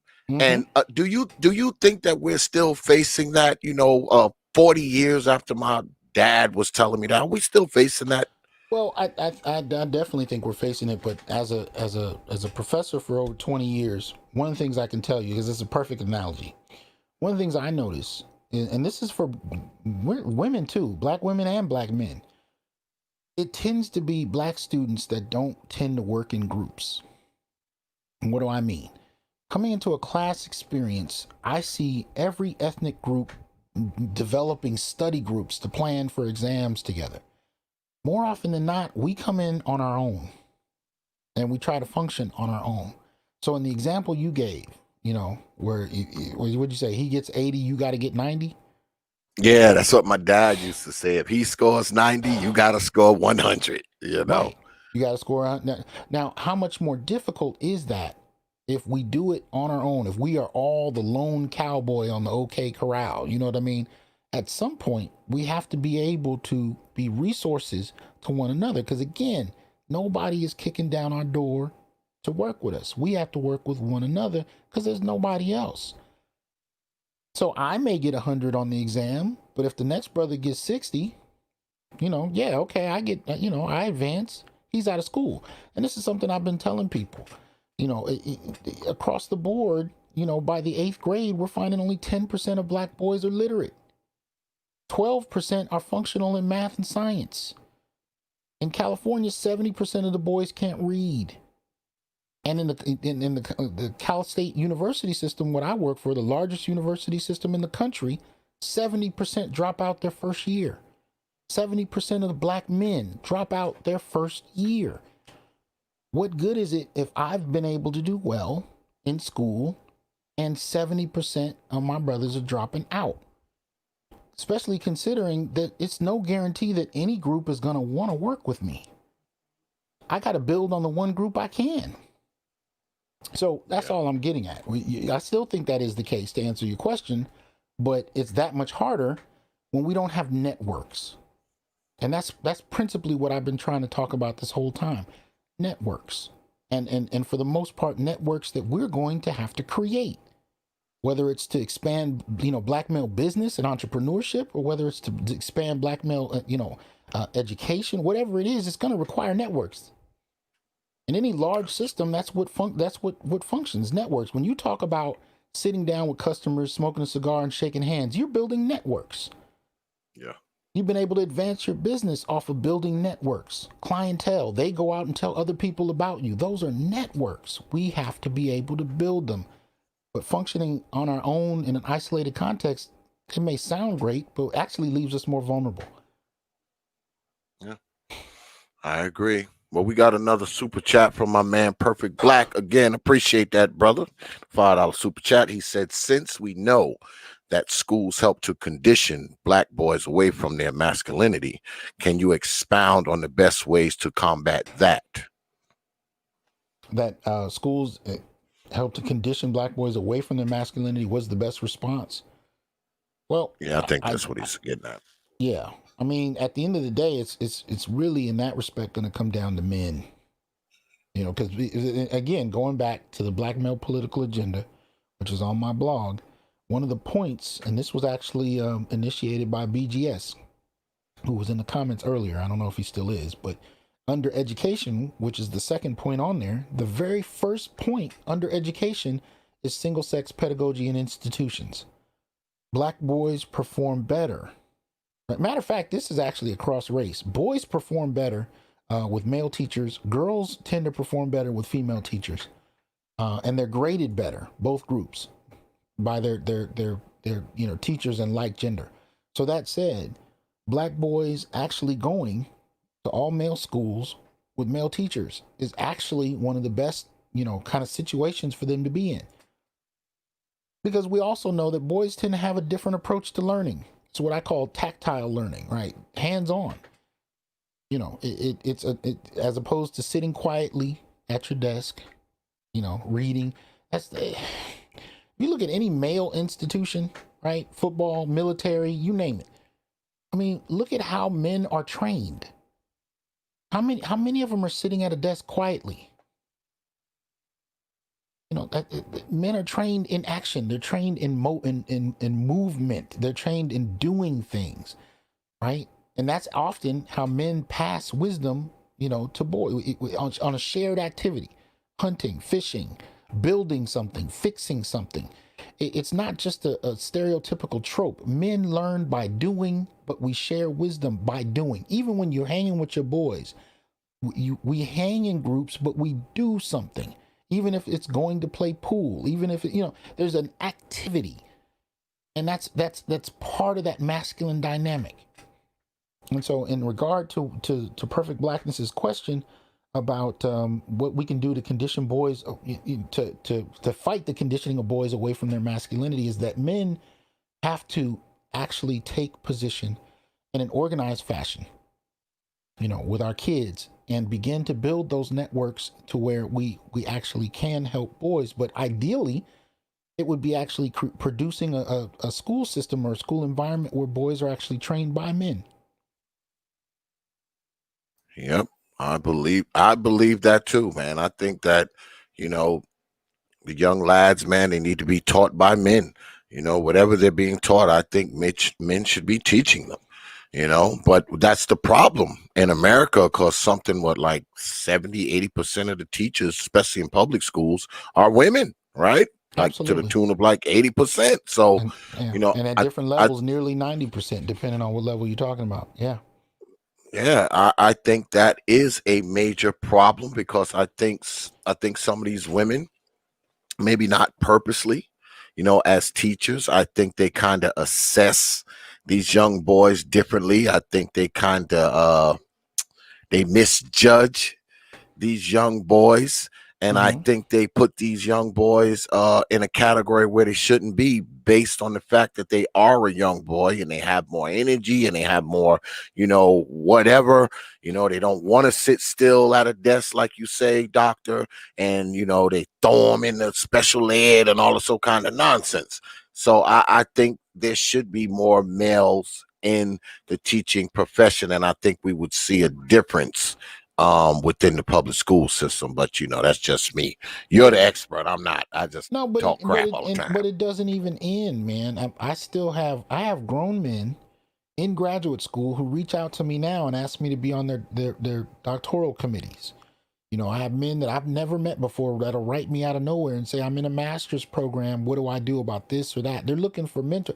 So we're talking about mentorship, right? On the lower levels, the younger levels, we're talking more about institutions, which of course are slower to build because they take resources. I mean, we've all seen what Dr. Umar is dealing with trying to build a school. Whether you agree, don't agree, whether you trust them or don't trust them, it's much harder to build a brick and mortar institution. It takes resources, and that's something we've not consistently had. But even at the adult level, we're talking mentorship, and so I'm saying, you know, just in the position I'm in, people look for a certain type of resources. But you can be, you know, a YouTube content creator.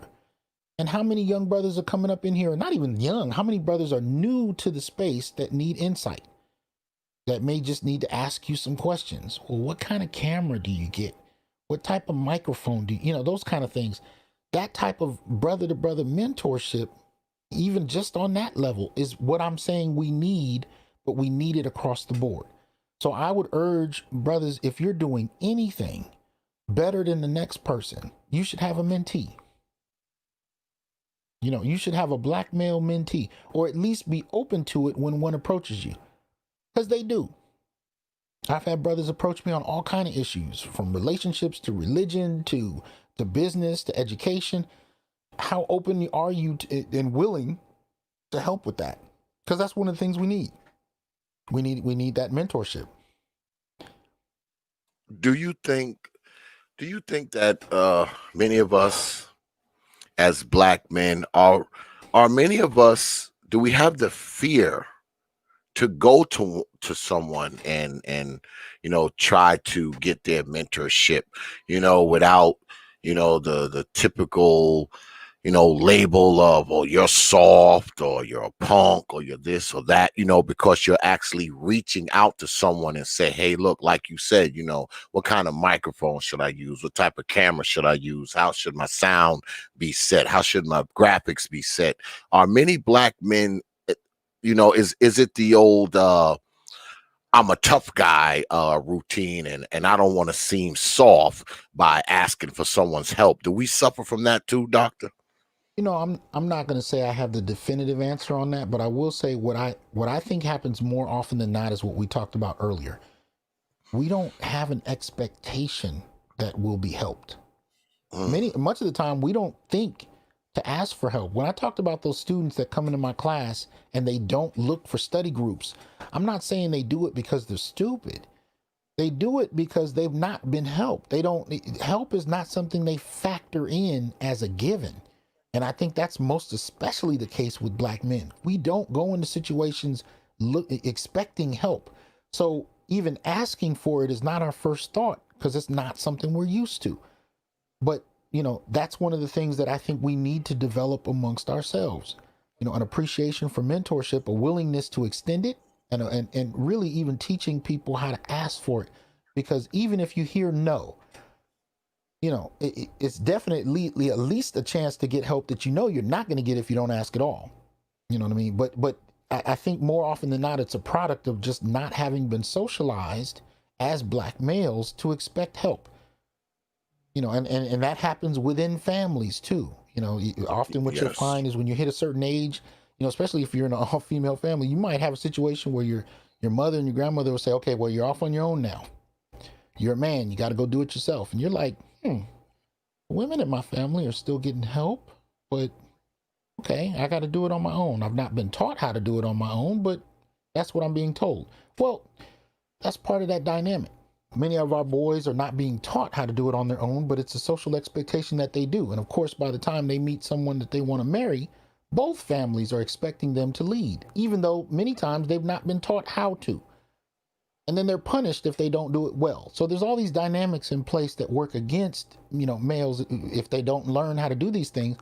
So where are they going to learn it from? And at the end of the day, they got to really, the only people that are even remotely willing to sit down with young black males and explain it are older ones. Yeah. So, I mean, at some level that has to happen, because I know I've been mentored even before I knew what it was. And it was older black men that did it. And they knew I wasn't going to ask, but not because I was arrogant, but because it never crossed my mind that I could.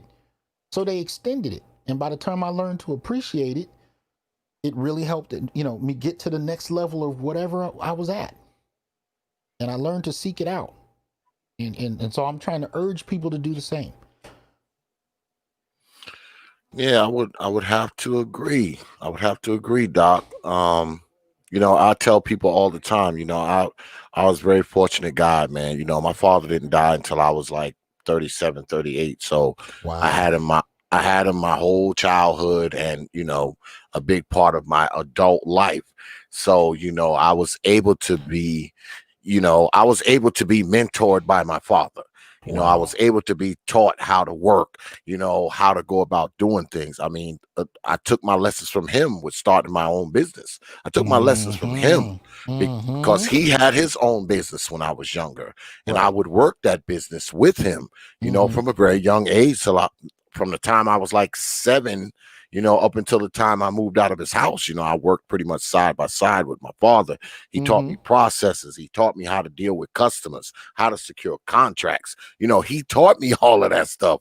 So, I was a fortunate guy. And I know that a lot of brothers out there don't have that. They don't have the father. They don't have the grandfather or the uncle or the older cousin or the whoever, to kind of take them and say, look, son, you do X, Y, and Z, and this what'll happen. You do A, B, and C, and this what'll happen. I know a lot of brothers don't have that.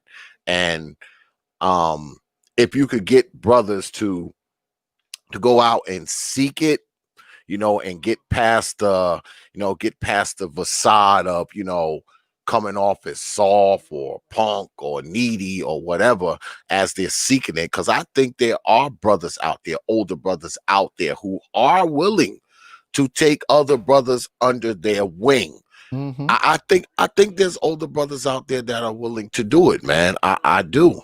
But here's another aspect to that. Peer level mentorship. Right? Peer level. So you and I, we're just meeting. You are clearly far more advanced in business than I've ever been. I don't know, compared to you. I'm in education. I'm a tenured professor. There may be things that we can mentor each other on. A lot of my friendships, a lot of my very close friendships are with brothers that share resources with me, and I share what I have. They're skilled in this area. I'm skilled in that area.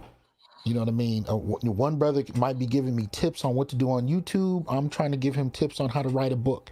I got another brother who's giving me tips on how to set up an online business. And at the same time, I can give him advisement on a whole nother area. You know what I'm saying? Peer level mentorship means simply that there's an exchange of resources. And in this given area where you have mastership, right? And it doesn't mean I'm kissing your behind or, sucking up to you. It just means in this level of where you have mastership, I'm asking for your insight and willing to learn from it. In another area, I may have mastership in something you need. And then there's no need for ego or arrogance or any of that. It's just simply an exchange of resources. And it may not happen at the same time.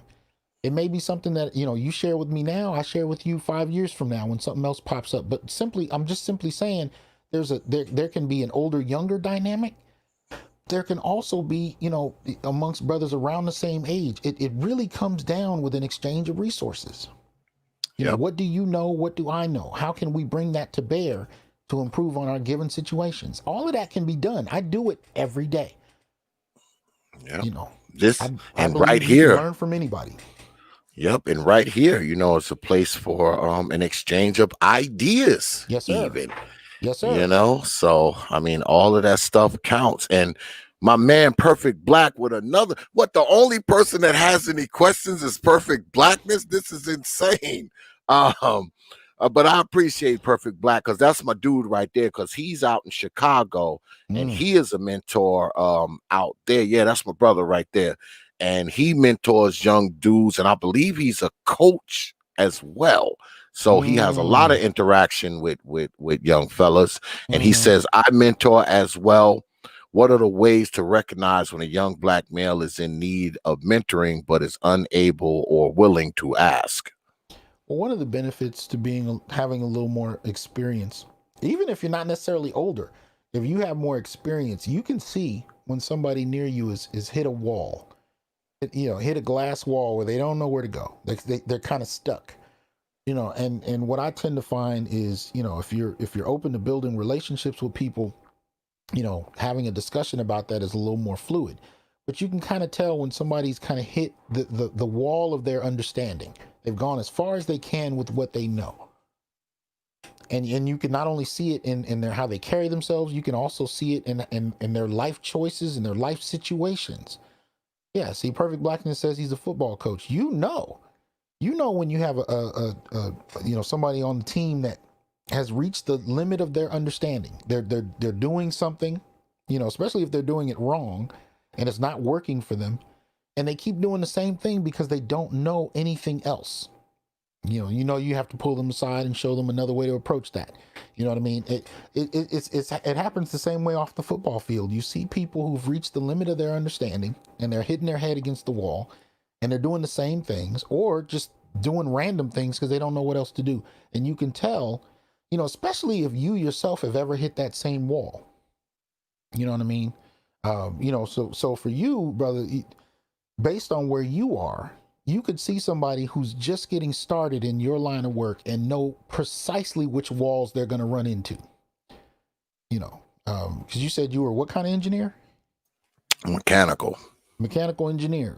I can't imagine all that you've had to do to build your business. So you can probably predict if someone says, okay, I'm going to start my own business just like him, you can predict the walls he's going to run into. Oh, absolutely. Absolutely. And you can have a 5-minute conversation where he tells you where he's at and a smile will creep across your face because you're like, I remember when I hit that wall. Oh, yeah. Oh, absolutely, Doc. Absolutely. Because trust me, it wasn't easy. It wasn't. It's gotten easier over the years, but there was nothing easy about it. Nothing at all. Easy about it. But because you've had that experience, the look on that face on his face when he's hit it. You know what that means. So whether it's mechanical engineering, whether it's in football, whether it's in the academy, if you've had certain experiences, you know how to identify when somebody's stuck. And from there, they may not be willing to accept it, and hey, that's a lesson unto itself. Can you humble yourself to accept help when you need it? To the point where it doesn't even feel like humbling anymore. It feels empowering because you know that somebody can give you just 30 seconds of advice that changes your entire life. It can be a spiritual conversation. It could be a business conversation. 30 seconds of somebody dropping something on you can change everything. And if you know that change, that reality can shift that quickly, you are open to mentorship. You are open to dialogue. The biggest problems you have can be solved in a moment if you have the right conversation, the right knowledge imparted onto you. So, when you get past the reservation and you get to the point of looking forward to the next lesson, especially if you see the material benefit, it could be monetary, it could be your business expanding, it could be anything. It could be your understanding of women. It could be, you turn your whole relationship or marriage around. When you realize that knowledge can do that, just in the span of a few seconds, you have an entirely different approach to seeking it. And it no longer has to become confrontational or a matter of humbling yourself. It's simply a matter of, I want to know more. And I know what knowledge can do. So. Oh yeah. Oh yeah. And my man Info, I appreciate that, brother Info, with the $4 super chat. He don't have a question for the good Dr. Johnson, but he says the Proper Thought Series, peace, brother. Peace to you as well, my brother. Info man. Also, I almost forgot. My brother SKC, he wanted me to say to you, because we were going to give you a video gift tonight, Dr. Johnson. Something you can use on your intros of your show or on your website, whatever you wanted to do. We were going to give it to you tonight, but we're going to give it to you. We had a few, we had a little snafu, kind of messed things up, but that's coming your way, because we wanted to show you our appreciation. My man Supreme King Coon, he was doing it. He was working on it, but we had a little snafu with it. But we are going to send it to you, Dr. Johnson, because we want to show our appreciation for you. And also now, folks, Brother Supreme is an official sponsor of the T.P.O.T YouTube page, along with Accurate Cleaning Inc. So shout out to brother SKC and Accurate Cleaning Inc. for becoming official sponsors of the T.P.O.T YouTube page. But that gift is coming over, Dr. Johnson, as soon as we work out some kinks. Much appreciated. It's coming your way, Doc. It's coming your way. Much We appreciated. wanted to give it to you tonight, but we couldn't. So. No, I even appreciate the gesture, man. I mean, anybody that looks at my channel knows that this is something I'm developing by myself. With the advisement of others, but there's skills that I'm just trying to do my best with. So I appreciate the gesture, man. Thank you. Oh, absolutely. We got you, Doc. We got you. We're gonna get it to you, man. We're gonna get it to you within the next day or two. It's just that we had a few problems. My man couldn't finish it up by tonight. It was supposed to be done by tonight, but It's all good. I appreciate the thought, though. Thank you. But we got it. I see that we don't have many questions in the audience tonight, so I'm not going to hold the doc up if y'all not going to ask him anything. I'm not going to hold him here if y'all not going to ask the good doctor anything. I mean, got to be more questions out there than Brother Perfect Blackness. Like, come on now. It's all good. Come on now. Come on. That's all right. Because I know the doc is a busy man, so I don't want to hold him here unnecessarily, folks. So if you don't have any questions for the good doctor, I'm going to let the doc go. So y'all better pull the trigger and pull the trigger now. So what do you have? Because I know you got your own site and you got your own stream and whatnot. What else do you have going on in the future, Dr. Johnson? Well, I'm actually developing an online Black Male Studies Institute, and it is going to be, courses on Black male studies that anybody can access, mainly because there's only one department in Black male studies in the world, and it's in Scotland with Dr. Tommy J. Curry. So I decided to develop Black male studies here in a way that can be accessed online by anybody willing to take the course and go from there. So, as opposed to waiting for some department to, to accept it, finance it, and all of that, I'm doing it myself. All right. And we got one more from my brother, Perfect Black. He says, one more, Dr. Johnson. Explain to the brothers why every Black man needs to purchase Dr. Tommy Curry's The Man Not. Oh, my goodness. And you want to talk about a paradigm shift, man. That brother's book is definitely that. One of the things he does is he puts into historical context Black manhood, how it's been seen, how it's been treated by both policy and practice, in the community and the larger, society. He puts it into historical and ideological context and explains why we are where we are, how it happened, and what particular things led to it.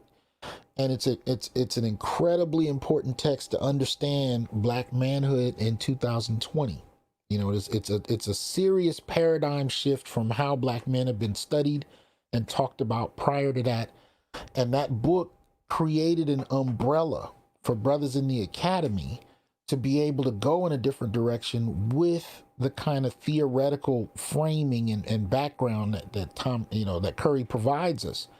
So, that kind of shift is incredibly important, but not just in the academy, right? The concepts and terms that we're coming up with give us they function, a concept functions like a new pair of glasses. The right idea is like a new pair of glasses. When you learn something and you understand something that you didn't understand before, and then you go out into the world and you begin to see it everywhere around you, and you wonder how you didn't see this before. It comes out of, what I call seeing, what I call believing is seeing. We often say seeing is believing, but believing is seeing. Once you actually, once you actually believe something, you begin to see it everywhere.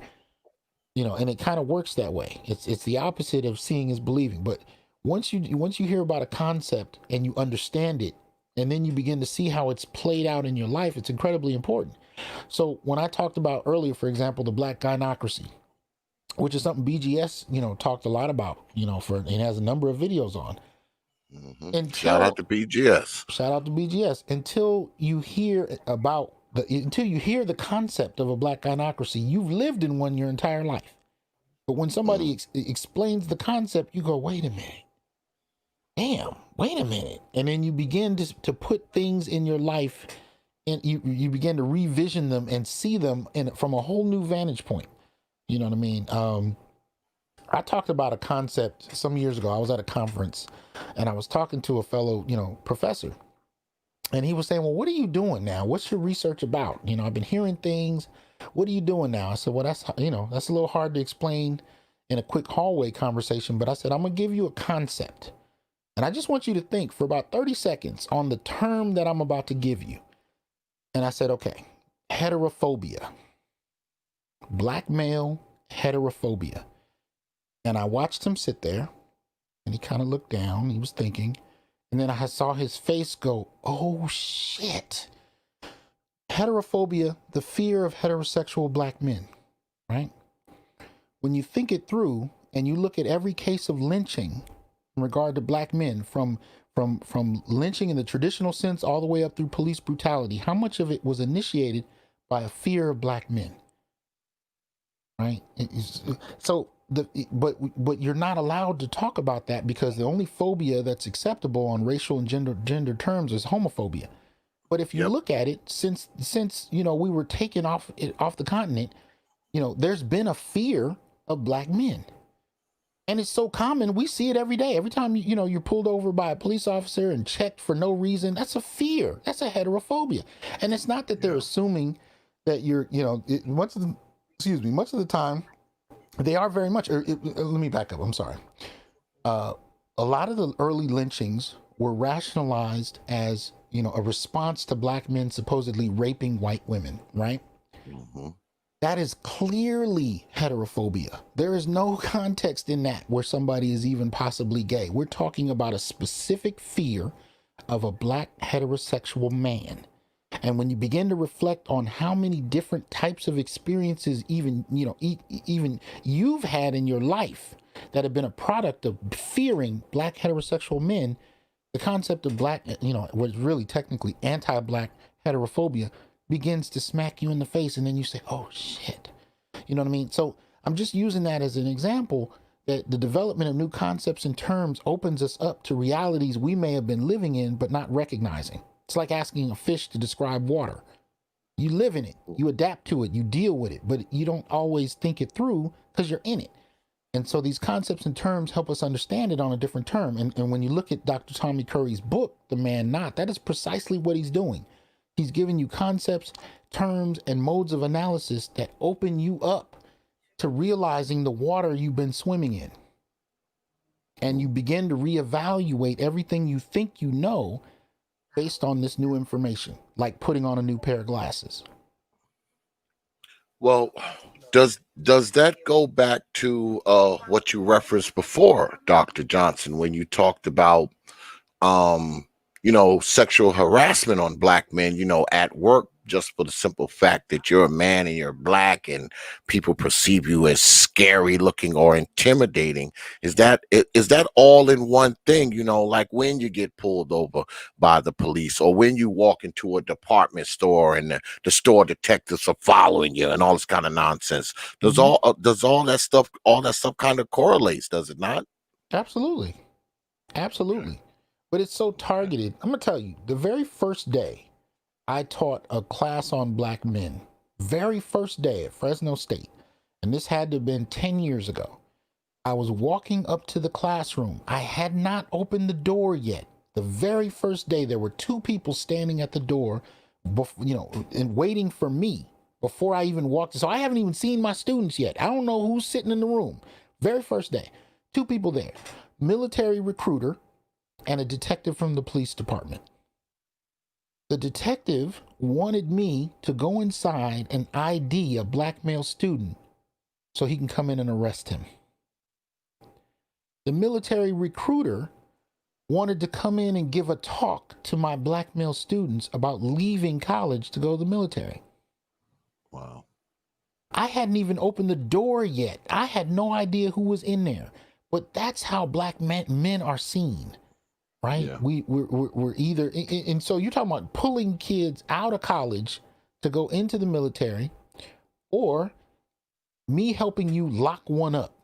And so for me, it was an interesting moment, where as soon as they saw black males on the curriculum, on the ledger, that was the response I got.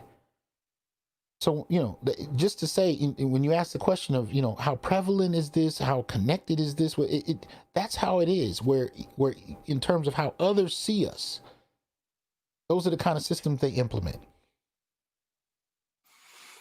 And unfortunately, a lot of us, well, let me ask you this, Doc. I mean, in a situation like that, right? We know that these things are going on. We're well aware of, how, the average rank and file person sees us. So can we be mad at some of our brothers who have this angst and this anxiety against others, against white folks, against, I don't know, Latinos or Asians, because they know that we are looked at a particular way? Because I know brothers who are very, they're like, oh man, white folks hate us. Oh man, Latinos hate us, Asians hate us, and they kind of carry that with them because of the things that you talked about, because of the being followed inside the store, Mm-hmm. because of the being pulled over, when they're doing nothing, so should we be mad at the brothers who kind of respond to it like that? Should we be like trying to tell them to, man, just cool it? Or should we leave them the hell alone because they have a right to feel that way and react that way? Well, they definitely have a right, but at the end of the day, much of this is going to be, shaped by environment. Yet again, shout out to brother BGS. I'm really happy in the last 5 or 6 years, he's really been pushing that in non-academic spaces, because I think it's a critical point that we need to remember. The environment shapes behavior and changes behavior.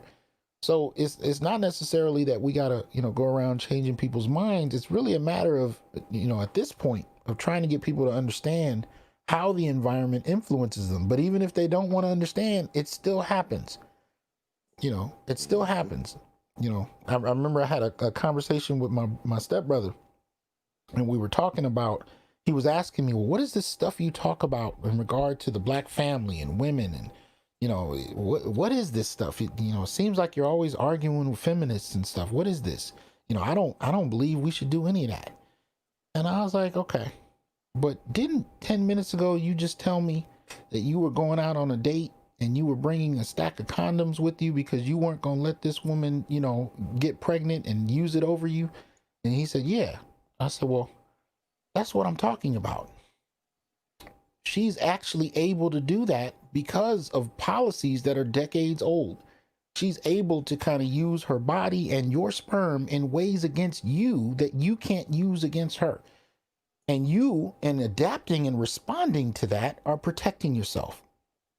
So what I was trying to get across to him is, you may not understand the theory, you may not want to hear what I'm talking about, but you're already doing the things that I'm talking about because the environment has pushed you into that position. And there are other things that were going on in his life that I won't put out there, but I'm simply saying that that's the kind of place we're in. You don't have to understand Dr. Tommy Curry's book. You don't have to understand every word of it. Understand the best you can, but understand he's really just outlining how we got the environment we're in.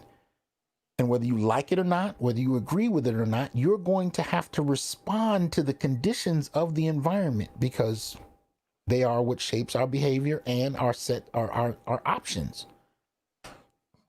Absolutely. I'm throwing Dr. T.HASAN Johnson's saying that he says on his email, and I think it's something that we all should recite. You should go ahead and copy it and paste it and say it over and over till you can remember it. It says, work like you don't need the money. Love like you've never been hurt. Dance like nobody's watching. Praise without scriptural command. Be without apology or guilt. Live without fear or boundaries. I think we all as Black men need to remember that. And I mean, the good Dr. T. Hasan Johnson, I mean, I appreciate you coming through, Doc. I really, really do. You got to come back, Doc. You got to come back at some point, man. This was good, man. And I think this is what we need. A lot of us, we need this. Hey, man, we need it. You know how to reach me. Holler at me, brother. Absolutely. Absolutely. I'm going to go ahead and I'm going to put the good doctor's website in the chat. So go ahead, go down there and check out what Dr. Johnson has going on down there, folks. And I appreciate you coming through, Doc. And we got a nice digital gift coming your way, Doc, to show our appreciation. All right. You know? Shout out to Sir Tice. Good to see you, brother. And absolutely. And thank you, man. I enjoyed this. You know, I appreciate you inviting me on. Absolutely, man. Come back anytime you want, Doc. Anytime. I appreciate it, man. I really do. Everybody, Dr. T. Hasan Johnson. Like I said, the website is in the chat room. Go ahead and get it and hit the good doctor up, man, because he is around and he is available. All right. All right. Once again, Dr. T. Hasan Johnson, I appreciate you, brother, man. And all the best, man. And I'll be peeping in on you, man, when I see you around, man, and going live and down there with the Master Teacher BGS and all of that. You know, I'll be peeping in on you, man. All right. Much appreciated, man. And peep in next week. We're gonna dive into this Lovecraft country. Okay. So are you doing it on yours? You're gonna have BGS and everybody down on your page, or you going on his? Yeah, we're gonna have we're gonna deal with it on mine Wednesday, 5 p.m. Pacific. We'll be dealing with Lovecraft Country and really kind of framing it. And then after, for the YouTube members or Patreon members, we have an after show. It's called Office Hours, and that's just exclusive to the membership. So you can join and come in and talk directly with us about, you know, your thoughts on it. So, yeah. Okay. Y'all heard that, right? Pay attention. You know, and if you're watching this on the playback, I suggest you go ahead and rewind. A lot of good stuff took place in these last 2 hours and 14 minutes. So if you're just coming in or you're listening to the playback, you might want to go ahead and rewind it, because Dr. Johnson, as always, was dropping some pearls of wisdom on us that all of us as black men should listen to and take heed of and spread to others if necessary. All right. All right. Once again, peace, Dr. Johnson, man. I see you on the other side, brother. All right, man. Peace. All right. Peace. Yeah, folks. Just got off the line with the good Dr. T. Hasan Johnson. He came in here, man, and he was dropping it, man, like the doc always does. If you got in here late, man, you missed some good stuff. You better go ahead and rewind. Yeah, you know, Doc was in and he was taking your questions too. Yeah, he was taking questions in the whole nine. So, you know, you missed out, man, if you wasn't here. Yeah, he was taking your questions live, but we're gonna get the Doc back in here at some point because he is around. And yeah, we're gonna go ahead and you know, see if we can get him back at some point. I hope y'all enjoyed it. I'm gonna wrap up. We're gonna wrap up early tonight. But because I got kind of something to do in the morning early. So I gotta wrap up tonight, y'all. I appreciate all of y'all for coming out tonight, man. As always, I appreciate all the super chats. Shout out to my man Perfect Black, man. I mean, Perfect Black super chatted like 4-5 times up in here, you know, just to ask questions, you know. So shout out to him. Shout out to brother Sir Tice. Yeah, man, you missed the live, brother, but go ahead, man, and you know, go ahead and rewind it, man, back to the beginning, man, because we rocked out, you know, the whole 2 hours. And like I said, the good doctor, he was taking questions in the whole nine, man. So, you know, it's like, you know, you got to be here, man. You got to be here on the T.P.O.T YouTube page to catch this kind of stuff, man. You don't see it anywhere else. This is where you find this kind of stuff. It's where it goes down at, man. It's where it goes down. But y'all know, before we get out of here, I always got to hit y'all up with some programming notes, right? Right. So let me go ahead and let y'all know what's going on this weekend. Saturday, 8 p.m. No, actually 9, my bad. 9 p.m. Eastern time on the T.P.O.T YouTube page. We're going to have the whole fourth quarter talk team in the house. The whole team. Big Duke, my man Kenny Conjo, Lady Topaz, Third Ward Colombian, and the brother Entanglement L. They're all going to be here Saturday, 9 p.m. Eastern time, right here on the T.P.O.T YouTube page. You know, we're going to be chopping it up. Maybe y'all caught it a few weeks back. I was invited down to the fourth quarter talk. So, you know, I went down there and talked shit, but I kind of minded my manners, you know, because I was in their house. They coming to my house they coming to my house Saturday. So, you know, I'm going to be talking all kinds of shit. I was at their house. I had to mind my manners. So they coming to my house this weekend. So I'll be talking all kinds of shit. So make sure you have your black behinds here, man. 9 p.m. Eastern time, man. Saturday night. The whole fourth quarter talk team will be in the house. Yeah, it's going down. It's going to be a fun show. And I hope all of y'all are there. All right. All right. Also, Wednesday, we're not going to have a debate.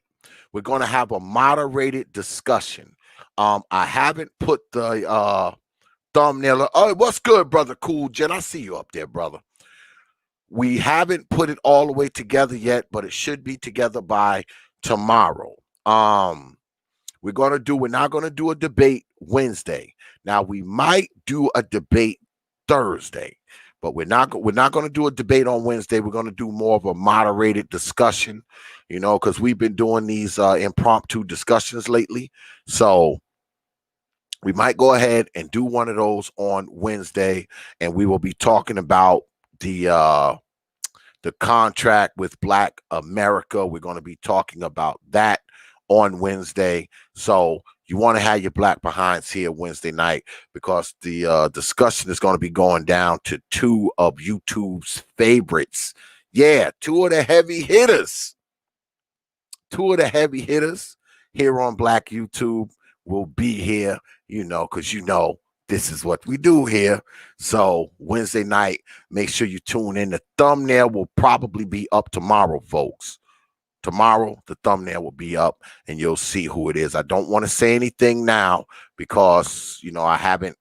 It's about 90% together. Yeah, it's about 90% together. So I don't want to say nothing now. So just look out for the thumbnail. It'll be up sometime tomorrow, probably tomorrow afternoon sometime. But once again, man, Saturday, 9 p.m. Eastern time, man. Fourth quarter talk team going to be in the house, man. And then it's going to be crazy. Yeah, they coming in to chop it up, man. And we're going to have a good time. And they might even take a few questions. Who knows? Unless they get tired of my ass and be like, X, we out. So make sure you hear Saturday, man, 9 p.m. Eastern time, right here on the T.P.O.T YouTube page. All right. So I'm going to run a few of my commercials. After that, we're going to peel on out of here, folks. All right. I see y'all on the other side of the break. Open your mind. Hey guys, T.P.O.T on Facebook, Instagram, and Twitter. But you knew that already.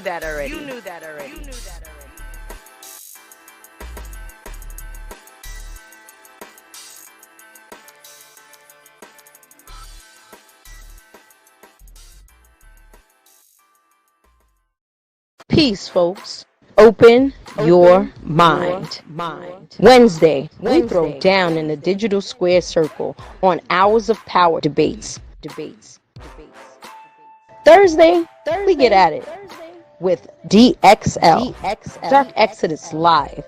So come through, 9:30 p.m., right here on the T.P.O.T YouTube page. You know.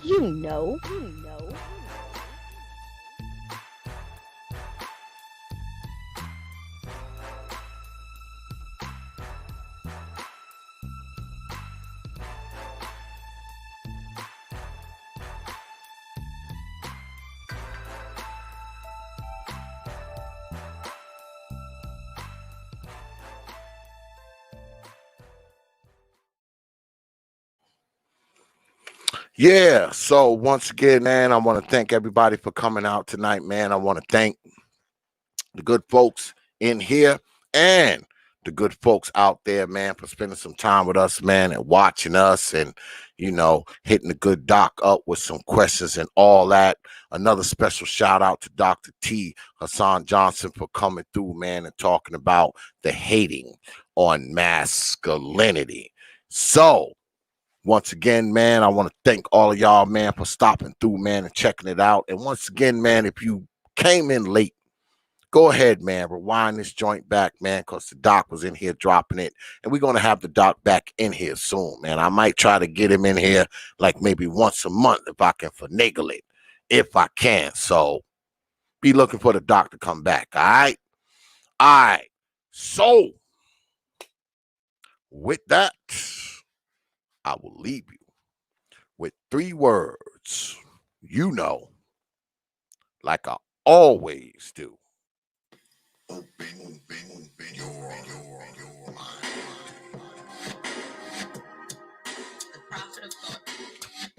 Peace, folks. See y'all Saturday.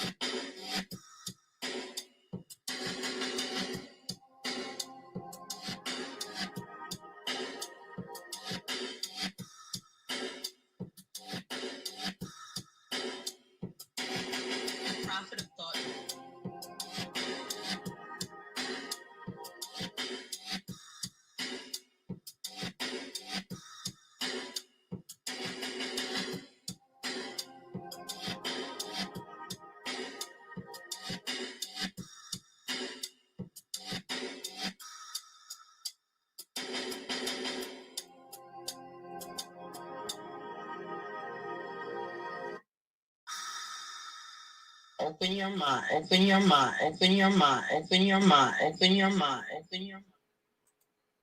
Only from the Prophet of Thought series media.